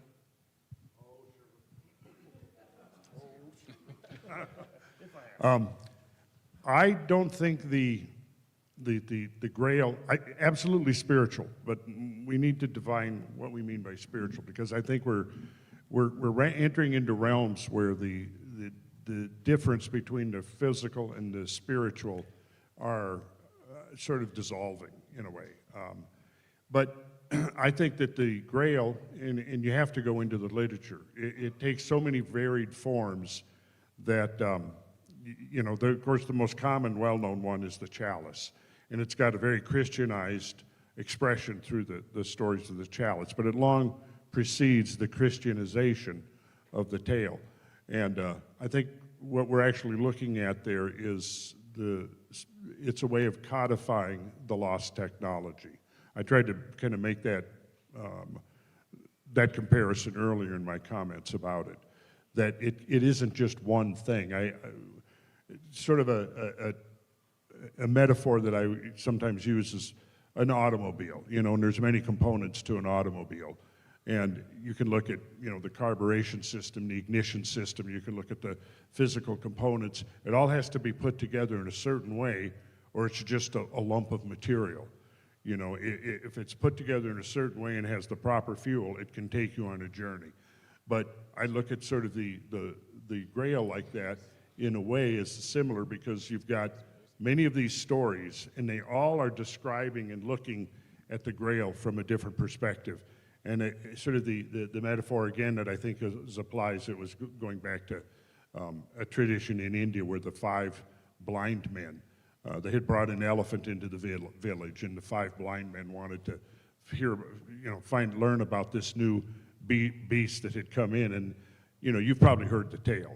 One of them is holding, feeling the ears. One of them is feeling the trunk. One of them is feeling the legs. One of them is feeling the tail. And so they each one have a different impression of what it is. Well, it's a pillar of some kind. Well, it's a big, it's a snake. They're holding the tail. It's a big, I don't remember all the specific correlations, but the idea was that then a man came along and explained to him that, no, it's all this one creature, and you're not looking at 5 different things. And I kind of use that as a metaphor for the Grail's literature, because you look at the different dimensions of it that are being described. Chrétien de Troyes describes it one way. Robert Deberon describes it another way. Wolfram von Eschenbach describes it another way. The anonymous author of Parlez-Vous describes it differently. And you're like, at the end of it, you're scratching your head, confusing, well, what the hell is it? Well, you have to put these pieces together, and I think when you put the pieces together, and in the context of the story, what is it? It's the finding of the Grail, the application of the Grail that restores the devastated landscape to health, as well as the king. The king is a stand-in for the human species. The king is always, in the ancient times, what differentiated the king from everyone else was the fact that it was the role of the king to act as the mediator between the gods and the mortals. But there was a certain capacity that had to be induced in any individual who was going to play that role, and it had to do with the sangreal, which translates in one translation as the royal blood. And I think that it involves a technology that was not only the potentization of the human blood, and then that was passed on, and then in the Christian story of it, again, if you read that, so much of it has to do with the blood, the shedding of the blood, the symbolism of the blood, and that connection of it. So what I'm thinking there is that the Grail is actually a way of disseminating a diverse demonstration of different components of the lost technology. And so you can't just read one, you have to read a broad sample of them in order to get the fact that, yeah, we can actually integrate these different symbols that are presented as representing the Grail, and at the end of that, we have a coherent picture. And I think that coherent picture is of a lost technology. And there's a reason why all the Grail literature came out at exactly the time when the great high Gothic cathedrals were built, which are demonstrations, embodiments of that technology, because they are spiritual instruments for the connecting of earthly energy with the heavenly energy. And that's how the Gothic ogival vault works. It's all under tension, unlike all of the architecture that preceded the building of the high Gothics. You have these vaults that are under tension, unlike the rest with our purely compression. Well, any stringed instrument has to be tuned, and it cannot play music until it's under tension, right? And we find this reflected in the building of these Gothic cathedrals. We also find the rise of the Cathar movement. We find the troubadours, the Albigensians. We find the first schools of Kabbalah. The list goes on within this 50-year period, and this is when all of the Grail literature was released to the world. And you have to kind of realize that this was a time of extreme fertilization of this ancient knowledge that was presented at that time. And I think the Grail literature provides important keys to unlocking the inner meaning of all of these traditions. So I don't think it was any one thing. I think it was a series of things that are integrated, and at that point, then we have transmutation that takes place. And the alchemical knowledge and science of the Renaissance times and the scientific Enlightenment times actually, I think, was an outgrowth of the Grail. And when you read the Grail literature, you find the same thing. You find that whoever imbibes the Grail, is cured of all diseases and illnesses. The same thing you find with the discovery of the Philosopher's Stone in the alchemical traditions. I mean, I could go on, but I don't want to monopolize this, so I'm going to pass this microphone on, have a sip of water, and shut the hell up. Now, Randall, give him a round of applause, please. Yeah. I really do believe that Randall's on to something incredible there, that he nailed it, because I actually resonate with that information. And I'm not sure if it is directly connected to the Book of Thoth, like you asked, but I do believe that we're talking about a piece of, or multiple pieces of tech that have a function. If you begin to understand that all of these temples and all these ancient sites, well, at least most of them, I can't say all, most of them, they all have one base function, and that's wellness. Like a lot of people, when I take them on tour to these sites, the first thing they notice is that they feel better. We've seen people blood pressure come down. We've seen people with injuries be able to complete the tours and all these things, right? So, and in the ancient times, they all said that when they visited these sites, they had felt this energy, that they just palpable energy. They couldn't quite explain it. But then also, there's other levels to these sites as well.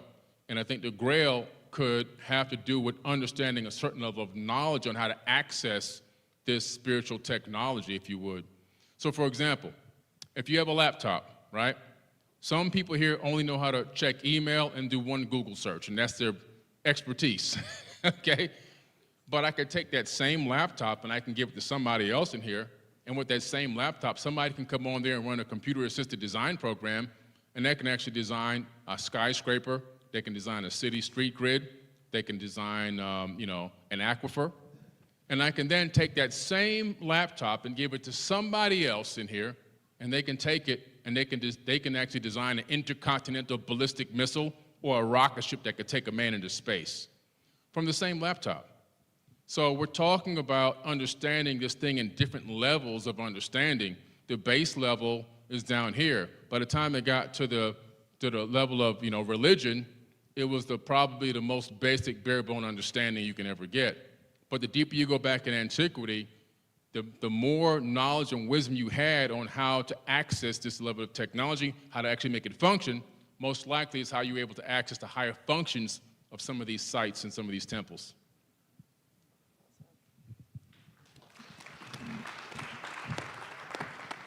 A common unifying theme with all these megaliths worldwide is that they supported life energy and agriculture. They have other functions, but there's one common function, and that's to support the well-being of the people who built them and where they lived and the environment in which they were built.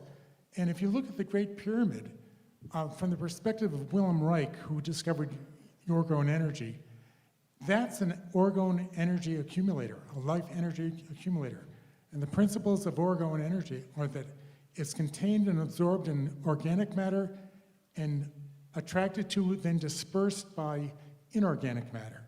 So the pyramid is mostly limestone, which is an organic rock from ancient marine life. And the king's chamber is solely igneous rock, granite rock. So energy is concentrated within the king's chamber. And rather than it being a place for the king to die, it's a good place for the king to recharge himself with that life energy.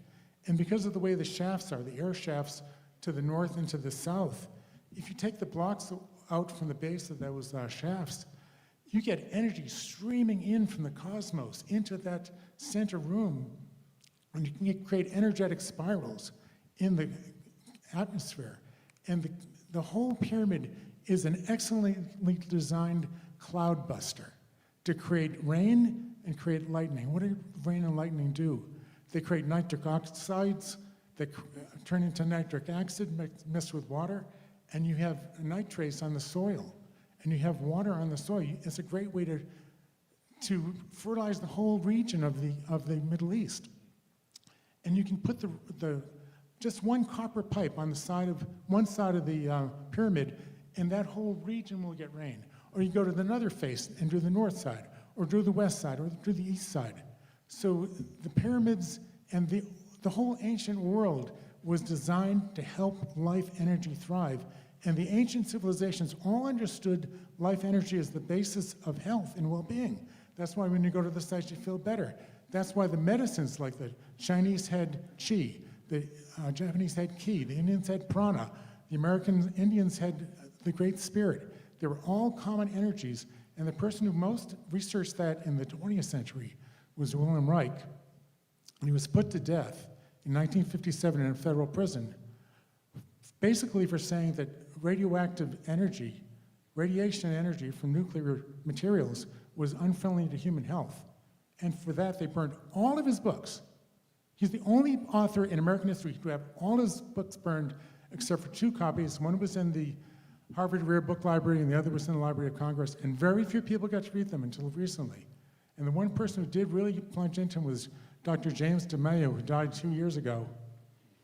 And he replicated Reich's experiments and did rain cloud making throughout the Middle East, throughout Africa, and Georgia, and South Carolina, and Arizona. So the ancient technologies are here, the science is there, and the main question asked of any technology now is, does it support life or does it harm life? And I had one person say to me, I don't believe any of this ancient civilization stuff, because if they really were an advanced civilization, they would have left behind plastics. It shows the level of consciousness. So, thank you. Thank you.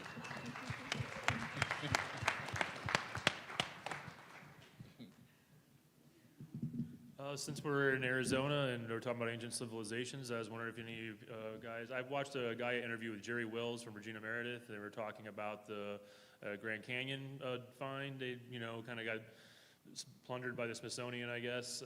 He said he found it by Quagget Falls in the Grand Canyon, very difficult to get to.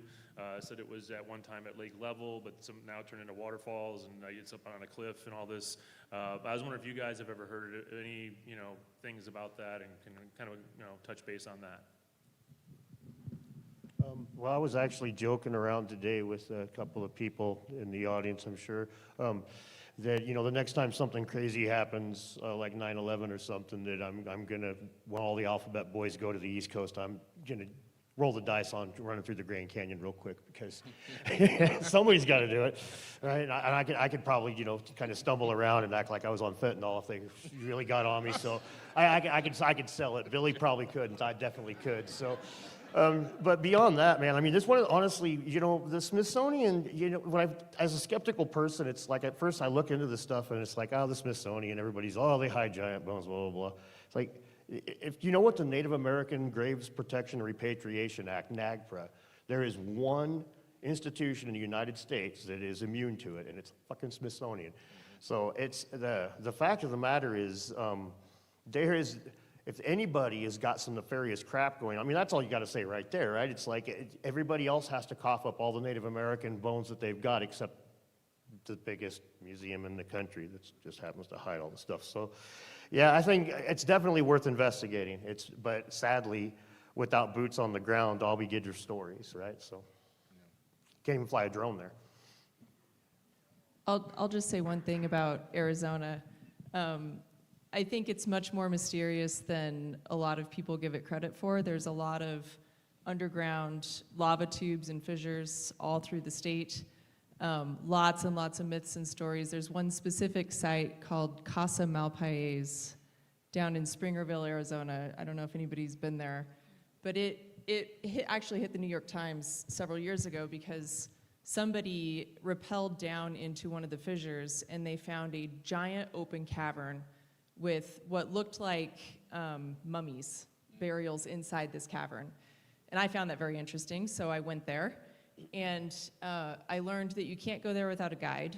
And so the local museum sends you there with a guide. And if you ask about the fissure, he says it's not there. And he won't let you go up there and look. So I think there's deep, deep mysteries here in Arizona, across obviously the eastern United States with the mounds. So America's really, really overlooked. There's a lot of amazing mysteries here, and I think it's much older than people give it credit for.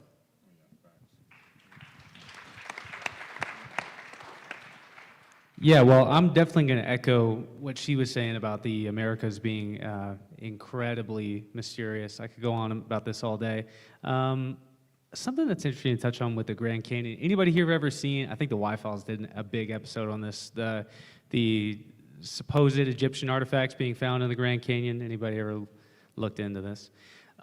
So one of the reasons that a lot of people look at the Grand Canyon or at the Southwest and thought that maybe the Egyptians were here was because they find mummies all over the place. And to this day, you really can't find that many photos, if any, of some of the mummies that have been found in the American Southwest because they are, they're looked at as spiritual or sacred artifacts that are kind of like immune to being categorized in the archaeological record. And I can understand Native people, even though, it's odd sometimes. Like you can find a mummy that's 3,500 years old, but yet the modern people that are living there claim that as their ancestral heritage, which in some way I understand, but it's also like, no, this was actually a different culture of people that moved in, and the original culture that was here went out to the east, whatever. But, I wish that these things would at least be allowed to be digitally categorized, but that's a whole other, you know what I'm saying. So anyways, the American Southwest, very, very interesting. I guess the reason that the Egyptian idea doesn't stack up is because the Egyptians did not like the desert at all. They were not desert people. They lived right on the fertile oasis that was right on the river, only in the green part. They didn't go out into the desert. They thought the desert was for death, and there were marauders and raiders out there. So that's all very, very interesting. But yeah, I think that there's so much more that is, those first expeditions. One of these series that I do is the first explorers following people really in the Americas a lot, like coming through the Americas. And if there's a has anybody ever? I think it's a pretty famous classical book, but it's called what is it? The first, what is it? First expedition or the exploration of the Colorado River? Is that what it is? And it goes through part of it goes through like major areas of the Grand Canyon and the civilizations that they saw out there. So much of that just does not exist anymore. It disappeared through time. And so again, I'm a huge advocate of looking into the Americas. So. I'm sorry. Yeah, sorry. Sometimes I go down a mental rabbit hole and I get lost. So the Smithsonian, they've done a lot of great work, and then amidst that great work, they do very strange things. So the discovery of the Olmecs is like, in collaboration with the Mexican government and Mexicans working on the project, but really led by Americans. The discovery of the Olmecs was made under the archaeologist Matthew Sterling. And that was done while he was working for the Smithsonian. Now, Matthew Sterling, pretty straight up guy, very interested in ancient cultures of the Americas and in like Papua New Guinea and everything. And what's interesting is if you study his writings and his expeditions, you find, all these sites that he uncovered in the Olmec world, and I think he found like 15 of the 17 heads. But what's really interesting is when I was down at the site of San Lorenzo in Mexico, and I was talking to this old Mexican man that was there in the 1940s when they were doing some of the final initial excavations at San Lorenzo. He told me about how at this palace there were these men there that were over 6.5 feet tall, near 7 feet tall, 3 skeletons that they excavated. And the men that were there, they put the bones in these boxes and they put them on trucks and sent them back to Mexico City. Now keep in mind, this is the Smithsonian overseeing all of this. And those bones just completely disappeared. I mean, I'm an anthropologist that's spent so much time working in Mesoamerica and Mexico, and I mean, zero shot I would ever have any chance at being able to see those bones or even know where they went. They just, I mean, how many people in here have heard stories of them finding giant people and then they're gone, It's an odd thing, and sometimes I wonder if that's not, an early 1900s phenomena of like, you've got these pretty wealthy guys that are pretty powerful who are interested in giants. And so every time they hear a report of it, they have funded these expeditions to be able to excavate San Lorenzo. And their reward for that is, oh, you found some giants? All right. Well, you know what my payment for my investment in all of this is. And so that's what I suspect is going on, because you don't hear as much about people finding giants and them disappearing anymore.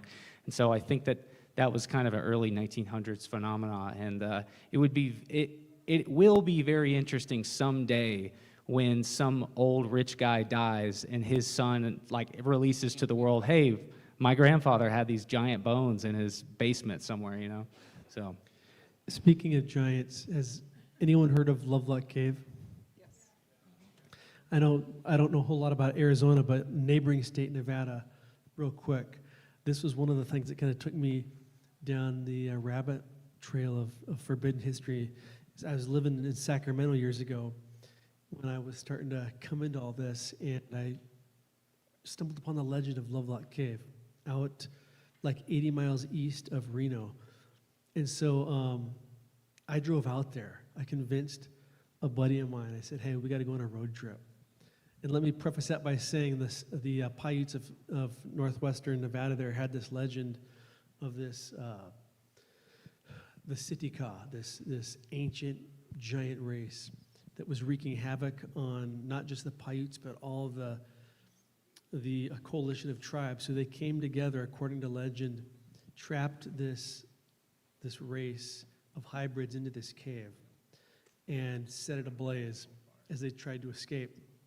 And so people thought this was just a cute legend until Chief Winnemucca's daughter wrote a book in the early 1900s called Life Among the Paiutes. And in the book, she talked about the red-haired people eaters and how her most treasured garment was a dress trimmed with this red hair of one of the slain enemies.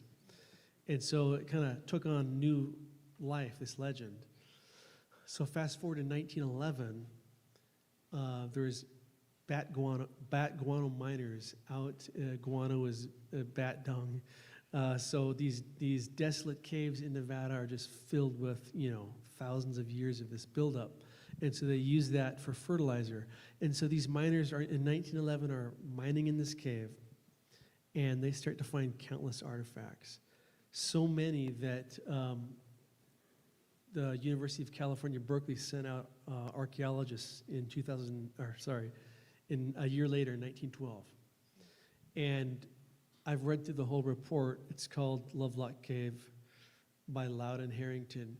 And these guys basically lend credence to the entire legend and what the miners said they saw. The miners said they not only found artifacts, but giant skeletons, 7-8 feet in length. And so in their own book, they depict, pictures of some of these craziest artifacts. the most elaborate duck decoys on Earth that are now, I believe, on display at the Smithsonian, because this was once a prehistoric lake. It's now a desert. It used to be this lush oasis. And, but what else did these archaeologists find? They found like stone-notched calendars. A pestle was found like this big outside the mouth of the cave. And one of the lead, I think, anthropologists from the University of Reno said that this seems to corroborate the legend of Lovelock Cave. But what's more, to end this? So the archaeologists they say, skeletons that were very large. They said the biggest ones were taken by the miners and used for like fraternal purposes, initiations. But they said they found a humanoid that looks very similar to what you see in Paracas, Peru, in the cave as well. And so, but the archaeologists go on record as saying what we found in here lends credence to the Paiute legends of a giant tribe. And to end it, up till the early 2000s, there was people that visited the Winnemucca Museum who said that they saw some of these large skulls in a back room. And there's a photograph I've got on my website, megalithic-marvels.com. If you type in Lovelock Cave, you'll see all these photos pop up. But you see like 4 skulls on a backroom shelf, and the one in the middle is dwarfing the others. And the people who took this and who have seen this said these were skulls from Lovelock Cave. Well, the museum curator, I think her name is Barbara Powell, I got her direct quote. She says, yeah, we have to hide these in the back closet because the state doesn't recognize the legitimacy of these skulls. And that was the museum director saying that. I've got the quote, and so it's not Arizona, but it's neighboring Nevada, right? We've got so many countless examples that Dan could tell us about and others of a cover-up. I can look you in the eyes and tell you from the research I've done, it's 100% there is a cover-up, and so that leads to a why, but I know Dan's got something to say. First of all, I wanted to address something that Luke had talked about, how the Native Americans have this belief where you're not allowed to take pictures of the skulls or their remains or draw or write down the measurements or acknowledge that they ever existed. This is, I'm going to call bullshit on this because look at the Amish culture. The Amish, Mennonites, and all these people, they're very insular, they're very tight-knit, and some of them don't want you to take their picture. Some of them don't give a rap. So I'm going to have a hard time believing that this tiny insular community can't agree on something like this, but that whole idea of the natives don't want you to take pictures of their skulls, that goes to Papua New Guinea, that goes to Japan, that goes all across the Pacific. It's so ubiquitous that, and if you look, you'll find quite often it's not the natives saying that, it's the museums that are, oh, we're just doing this out of deference. Yeah, again, I call bullshit. The second thing that I'm going to call bullshit on is when they say that the giants, their whole, every time you read these reports, they always say the person that did the measurements was stupid. They didn't know that the person's head was crushed. They didn't understand that if you put your tippy toes out, you get taller. And it's like, sometimes these guys are actual like bona fide scientists that are like well respected, and I have a GED and I can measure with a tape measure to a 32nd of an inch and do it real accurately, and I know that when I stand on my tippy toes I grow, so I'm going to go out on a limb and say these scientists did too. I could be wrong, but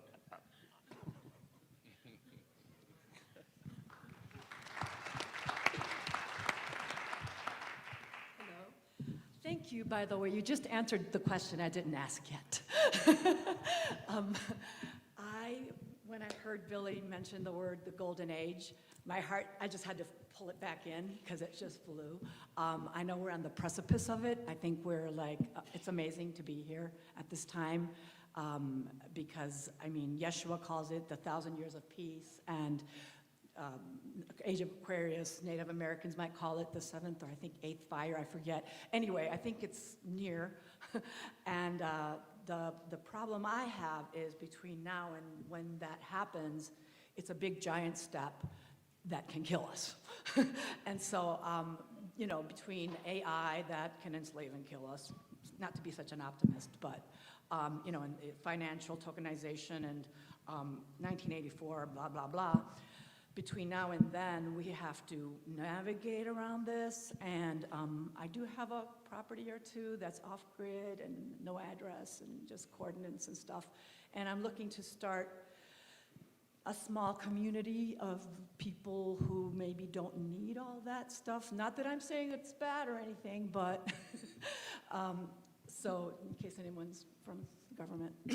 So I was just thinking, if besides the fact that I'm making sure there's clean water and things like that, and I was also thinking, is there a way to not use money so that we don't have to worry about the tokenization stuff, which the Mennonites and the Amish gave me an answer just real quick to maybe go take a look at them and maybe have a chat with them, so thank you. But in a past life regression I did many years ago, I actually saw myself leave leave Atlantis, you know, with the water behind me, and I survived. Okay, so I'm like, here we are again. So question is, mentally, physically, spiritually, land-wise, do you have any advice for me or any of us who might be kind of creating wellness and holistic communities to get through these times for ourselves, but also to help others so that we can get to that golden age that Billy was talking about, you know, unscathed and maybe, you know, thriving instead of just surviving? So that's my basic question. I got a quickly counterintuitive answer on one level is, you know, humans have this innately violent nature, and we want to compete. Even, you know, it's a lot more fun to watch people argue than it is to watch people just be like, yes, I agree with you. Well, yes, I agree with you. And this is just innately wired into us. And at this point in human history, I think that honestly, technology has offered us a pretty healthy outlet. If you look at the rise of video games, you'll watch the decline of violence go right alongside it. So I'm not saying let your kid play Fortnite 16 hours a day, but a couple hours a day is probably a healthy thing in all honesty. And as we have, like, it's difficult when you think about it, but we really are in a spot where we're trying to grapple with these like lofty ideas when we still, like I was saying earlier, have just these animalistic forms. And so don't feel guilty if you take a little pleasure that doesn't hurt somebody but that is a waste of time. You're only here once. I watched polar bears play with each other on this thing. Two polar bears have never met each other before on this documentary. They ran around together for like 4 hours and they run off and they never do anything again, and they were sliding on the ice and burning calories like it didn't matter because they're alive. So yeah, to hell with it, but maybe I'll die from this later, but today I'm gonna have a good time. So enjoy yourself a little bit. Don't be too stressed about it because you're not gonna be healthy if you are. And yeah, I agree with Dan on that. Sometimes you gotta, you know, sometimes we become fanatics, and so we have to have balance. There has to be balance in everything, right? And so too much of anything in any direction is, you know, you hit the polarity too hard, all of a sudden you're tipping the boat in either direction. And so one thing I did though was I'm a prepper, and I prepped years and years ago. And in 2010, I started a project called Fort Terra Nova, and it completed in 2013. It was featured on the History Channel. It's an underground city the size of 3 Walmarts. It can save the lives of 360 people for up to 1 year, completely off the grid, about 50 feet below the earth, in a dome structure. I used Radius Engineering, one of the previous engineering companies for the military, to build underground bases. And the reason why I did that, just studying geology, the work of like Randall Carlson, knowing that these cyclical cycles will come around, and if it's not for me, maybe for a future generation, you know, to have these structures available and ready.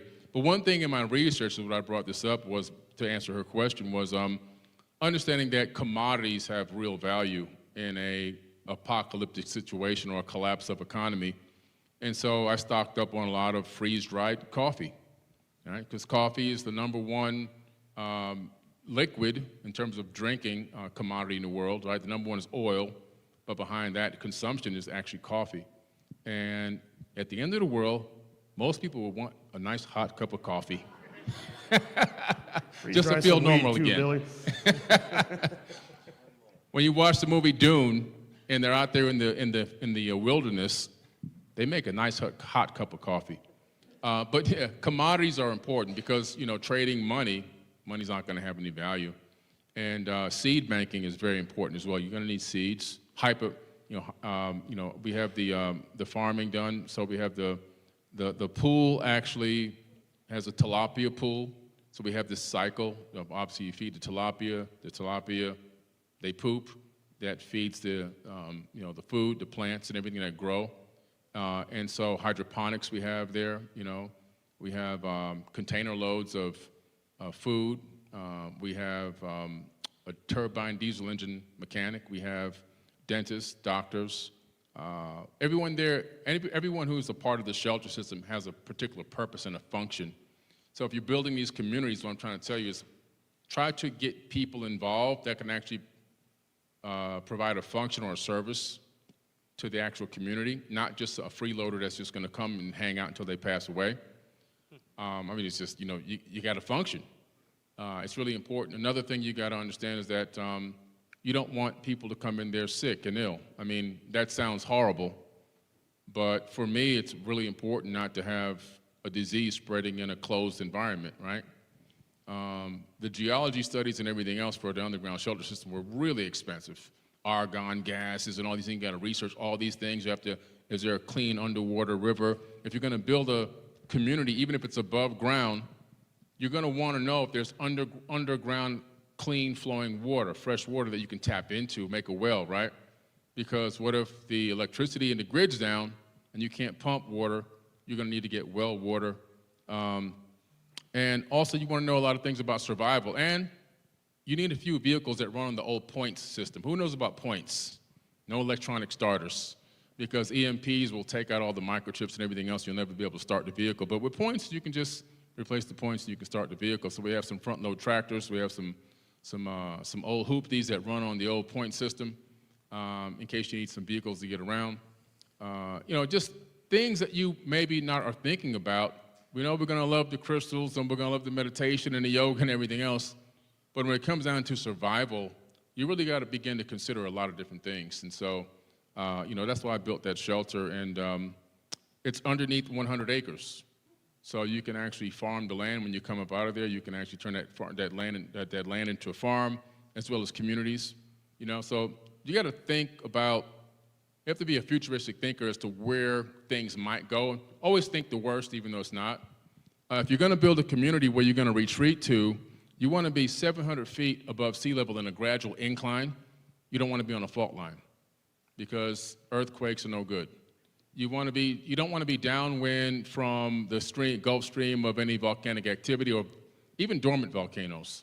And you want to be out of the ash flow of the Yellowstone caldera, because when that thing pops, it'll cover the whole damn United States, except for the East Coast. So you want to look into areas that are also not anywhere close to any nuclear reactors, nuclear power plants, because if those things crack and break, well, your hair's going to fall out and your eyes are going to bleed. So you got to do a lot of research to pick your location. But I don't believe it's end of the world thinking. I just think it's futuristic thinking. We know that the Earth has cycles, and I'm not saying that any of these bad things are going to happen tomorrow. This was just a legacy thing for me. And when you look and do the research and you study these ancient civilizations, we realize that they rise and they fall. A lot of the rising and falling is due to geological catastrophes, like Atlantis. And so this is just something that, an ace in the hole that may or may not even work. But it can be applied to any type of a situation where you're building a little community, whether it's above ground or below ground. Just consider some things about the area and some of the resources that you'll need to be able to tap into. Do you guys see the kind of disparity of opinions you get for your money here? You get build your own complex, protect yourself, do everything you can, or play Fortnite. Play video games. Choose your own adventure. Thank you. What brought me here was when you mentioned the mounds, and I have personally been in the Cahokia Mounds in Illinois. So I work with non-physical beings that they tell me where to go. And in these mounds, I learned the important lesson of what information is, that matter holds information. So when I was in these mounds, I saw how many women were, they discovered a bunch of bodies of women that were killed. And in my process of helping these trauma being resolved, the intention of the colonization to eradicate the tribe. So my question is, because the information is the matter holds information, I'm being guided right now to South Africa, and I would love to know from you and maybe an inspiration where I feel this deep calling to bridge Sedona and the Americas with Africa. And I just don't have experience and knowledge that you do. So I would love to know what sides maybe of my best interest to support the bridging between the sacred side of Sedona, because when I went to Cahokia Mound, I saw energetic connections to Egypt and tunnels underneath. But I don't know what could Africa hold that is connected to this area, to Americas, and in South Africa specifically, since I'm going 3 weeks. Is there anything in that area that you may feel inspired to share for me? Thank you. Well, in South Africa, you have the Adam's calendar. I was going to go visit it, right, but then the COVID came. I was on my world tour for some things and never got a chance to get there, but I'm definitely looking forward to getting there maybe in 2027. And Adam's calendar is according to archaeologists, one of the oldest gold mines known to mankind, date back to about 200,000 years. And the thing that's strange is they're in concentric circles.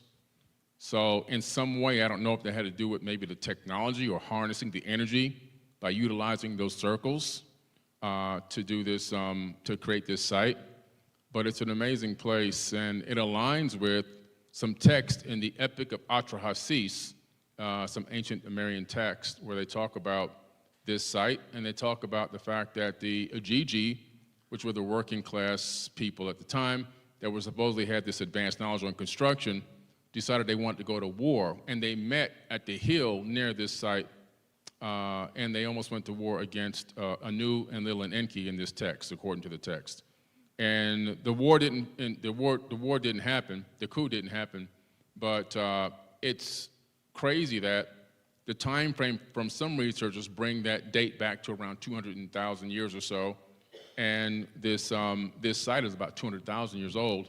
This could be the site of some of the very first human beings, Homo sapiens sapien, doing work in gold mines or mining gold or in some way utilizing and harnessing that gold maybe for some purpose, technological, and then building these concentric circles, which to me, anytime I see circles, I always think of energy. So maybe that could be a link, I'm not sure. Yeah, that feels resonant. I do work with green energy technology, so that really feels resonant. Thank you so much.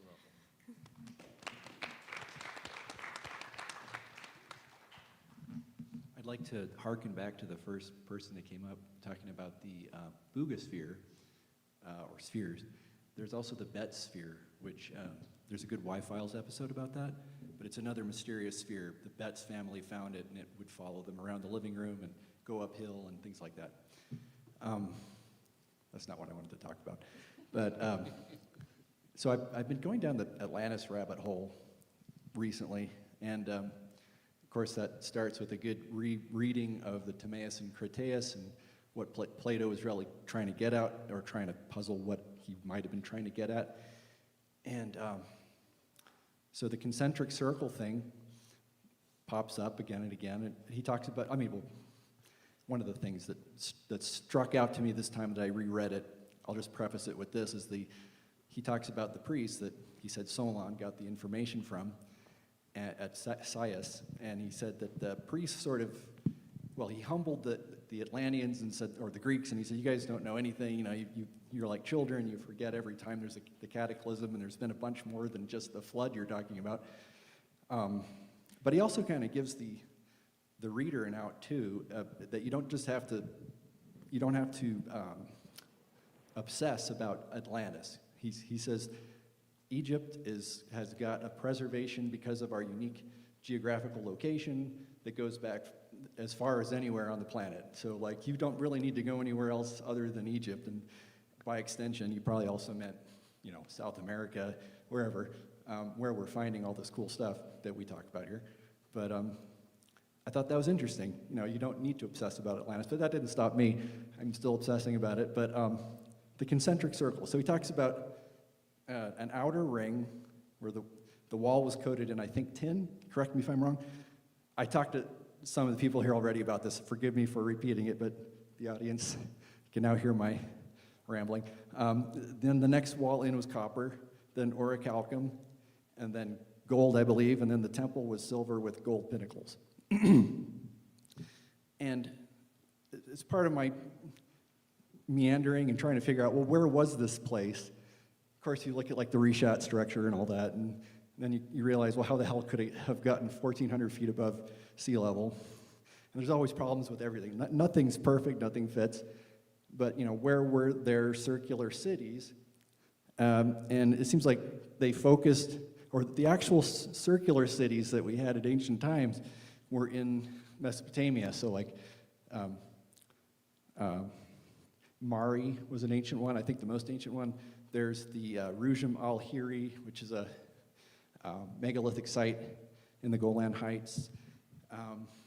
Baghdad, excuse me, Baghdad was a round city. There's Dur in Persia. And it seems like it's sort of pointing towards the Persian Gulf. And, you know, you start thinking, or at least I started thinking, you know, maybe that was Eden, and, you know, that was, the Persian Gulf was exposed land 12,000 years ago. And then I started thinking about Dwarka being the sunken city off the west coast of India and close to, you know, Mohenjo-Daro and the Indus Valley civilization. But it's interesting that in contrast to Atlantis, they're both sites that sink under the sea, and they're created by a sea god. And Dwarka is described as being square. So it's a squared like a chessboard, whereas Atlantis is circular. And I started to think, is this talking about a mandala? And if you kind of convolve the two, you get kind of a Tibetan mandala. And is it focusing us towards a spiritual evolution? Is it trying to get us to progress towards an enlightenment, focus on that? And I think it's also trying to get us to find it and find mathematical truths and all of the above. But just curious about your thoughts on that. Thank you.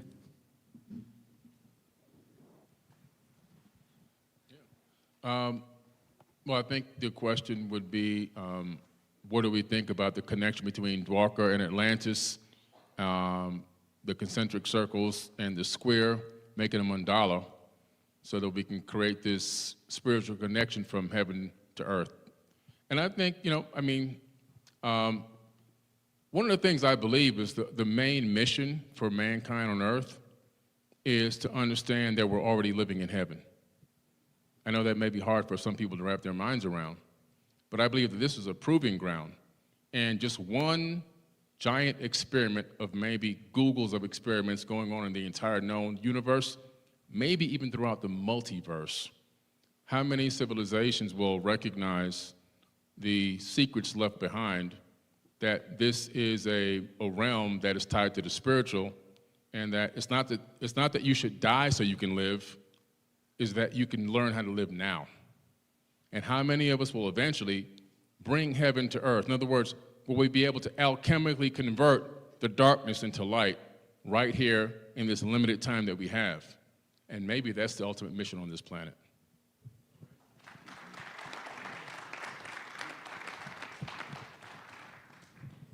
You know, I just did a deep dive recently on Plato, and how many people here have read Plato's writings?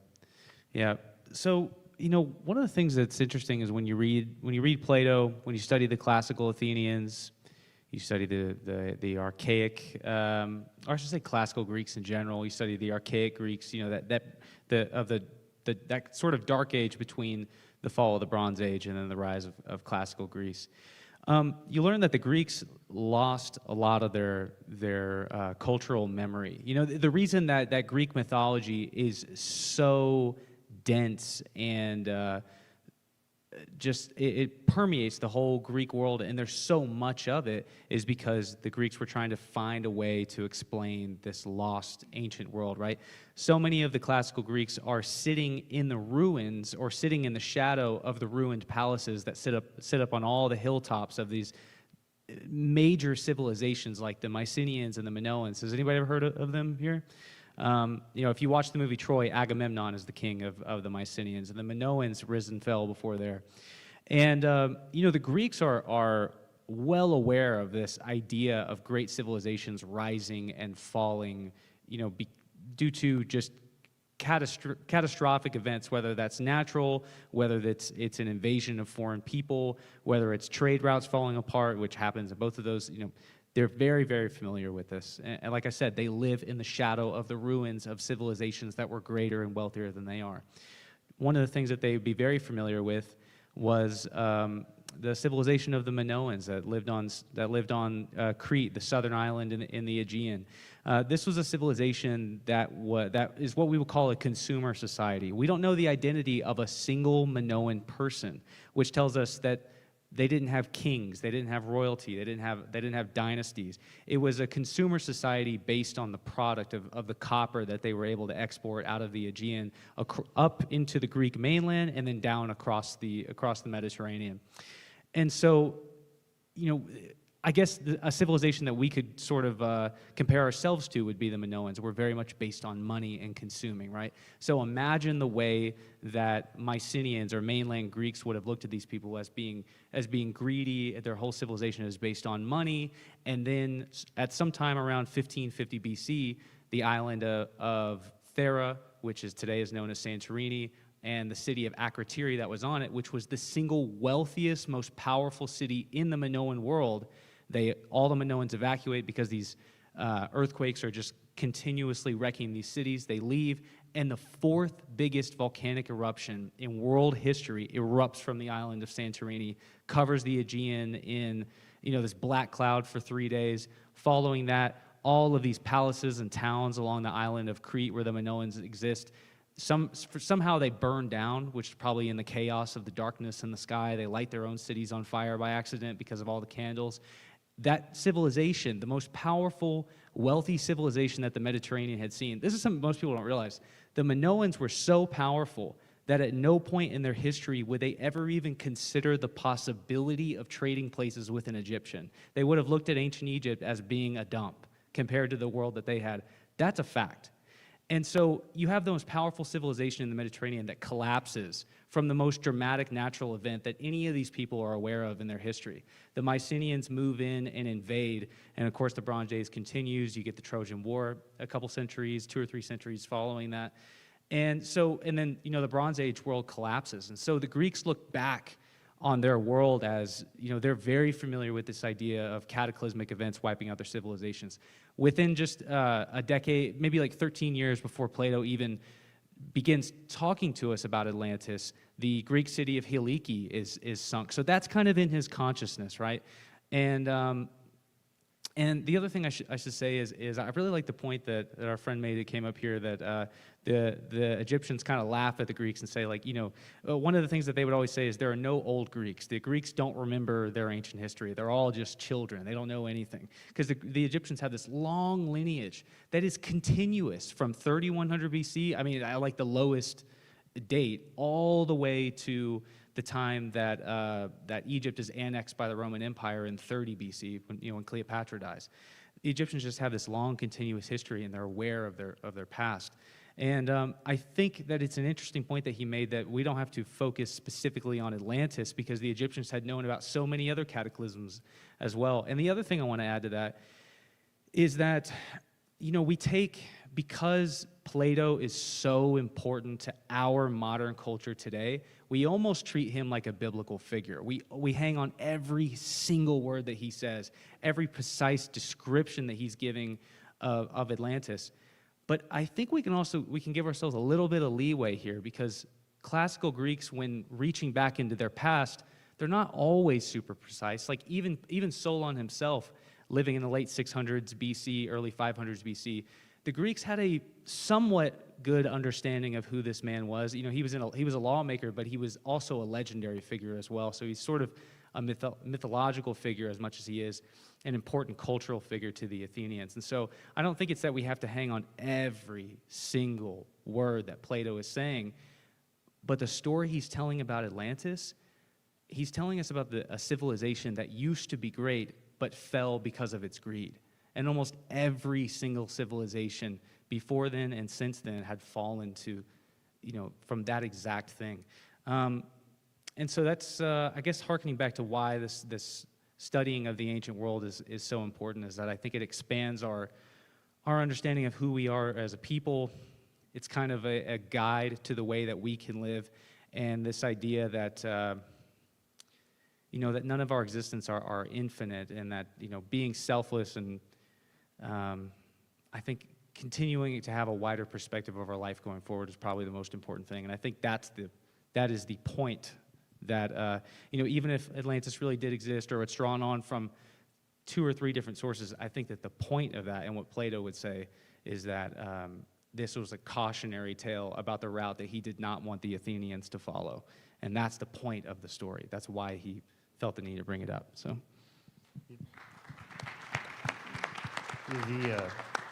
To add to what Luke was saying there, when it comes to Plato's story, he's very clear about 2 things. One is that it's not bullshit. He's telling you the truth. And the second thing is that he's selling you a narrative too. But he's trying to say that a modern day version would be somebody saying the West is falling, the West is falling. But, you know, he invoked something that his contemporaries at least believed was true. Nobody's going to tell you, if somebody says the West is falling, they invoke Rome. They don't tell you about how Harry Potter fell apart and how the Legend of Zelda failed. They tell you about Rome because they touched something that's real. So at the very least, in my mind, it's proof that Plato and his contemporaries believed in, like Luke was saying, in, you know, these catastrophic things, the loss of the civilization. The other thing I would point out is that Plato was using it as an allegorical tool as well. So you're going to get, I think that's why we have orichalcum in there. Orichalcum was a Greek metal, so of course the temple. They were also very democratic, and they were also a bunch of warrior poets, all things that the Greeks valued. But you get the biblical version of the flood, and now it's all of a sudden about monotheism, and it's about following the one true God. It's funny, it's almost like this same story exists, but it gets different cultural lens attached to it. And if you really look at the idea of the ancient world being connected in numerous different ways, right? It's not just Atlantis touching these different places. In my mind, anyways, the whole damn world smaller than academics are saying that it was in ancient times. With that in mind, we're going to have a lot of places that are going to quite possibly be conflated together. You can imagine 10,000 years from now, they wouldn't be calling us North Korea and France and America. They would lump us all in together as the electronics people. So I think we see a lot of that.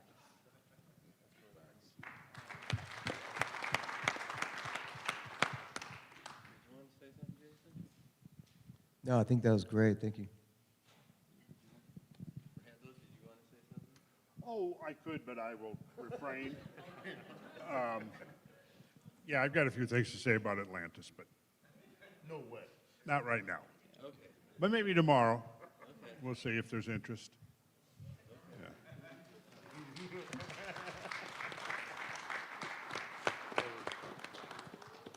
Well, a couple of things I was going to bring up when the lady mentioned, or someone mentioned earlier, what kind of things we see here in the Southwest. That was a gentleman. Referring to the Kincaid expedition, and David Childress always brings that up. the discovery of ancient Asian artifacts, Buddhist statues, Egyptian statues in the Grand Canyon in sort of a Cappadocia, Derinkaru underground living setting where thousands of people could live.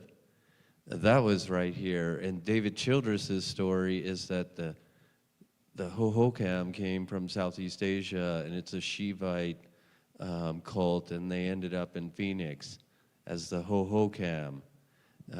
I said that I didn't have that right. Southeast Asia was the Cam. And then he says these people came here to Arizona and later became the Hohokam.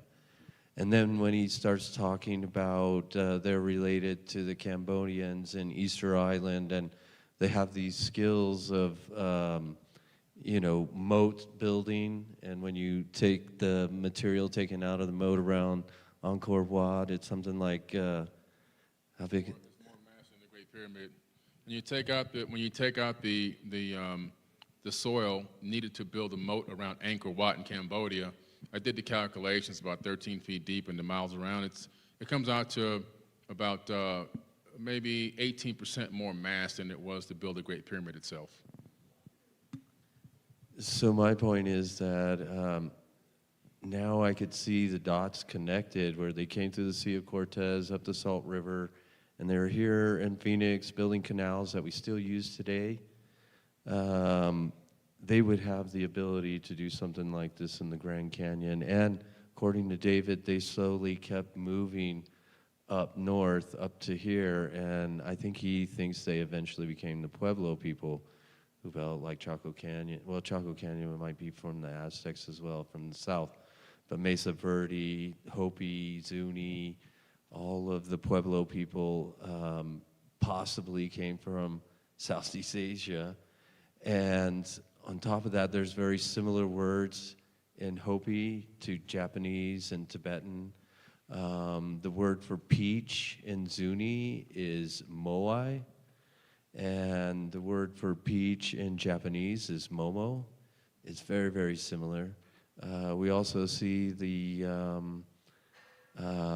swastika was very popular in Native American and all over the world. So how did that happen? There's a lot of other similarities that are happening right here in the Southwest that connected to different parts of the world. For example, there's a book called The Pale Ink, where there was a Chinese traveler traveling all over the Southwest and documented Arizona. And then out in Zuni, you find Chinese petroglyphs. And supposedly they took off just before the Chinese showed up. So you have the peach that comes from Asia and goes all the way to Georgia. And it's just fascinating how these connections connect us all. And that's one of the main reasons and purposes that I bring these fabulous speakers and researchers together, is so that we can have a chance to listen to what they have to say, learn from them, and then collectively connect the dots to show that we're really all connected. So again, I want to thank all the speakers here for showing up this weekend. If we can give them a round of applause. And also, I'd like to give a shout out to all the volunteers, all the people that put in time to put this whole event together. You can't imagine how many pieces there are. And a lot of people in this room pick up different parts of those pieces and make it look easy. So thank you to all the people that are volunteering and serving us this weekend. Thank you. Okay, and then I think that's it for tonight. We won't keep you any longer. I think we've kept you almost 3 hours. It's like a Joe Rogan show. And we're going to be hanging around. We got till 11 o'clock at night. The DJ is going to take over from here. So this is a social hour to gather with the speakers and each other and to connect even more. Tomorrow morning, we'll be meeting back here at 10 in the morning. And then we'll be going from there. So I hope you all enjoyed your evening, and we look forward to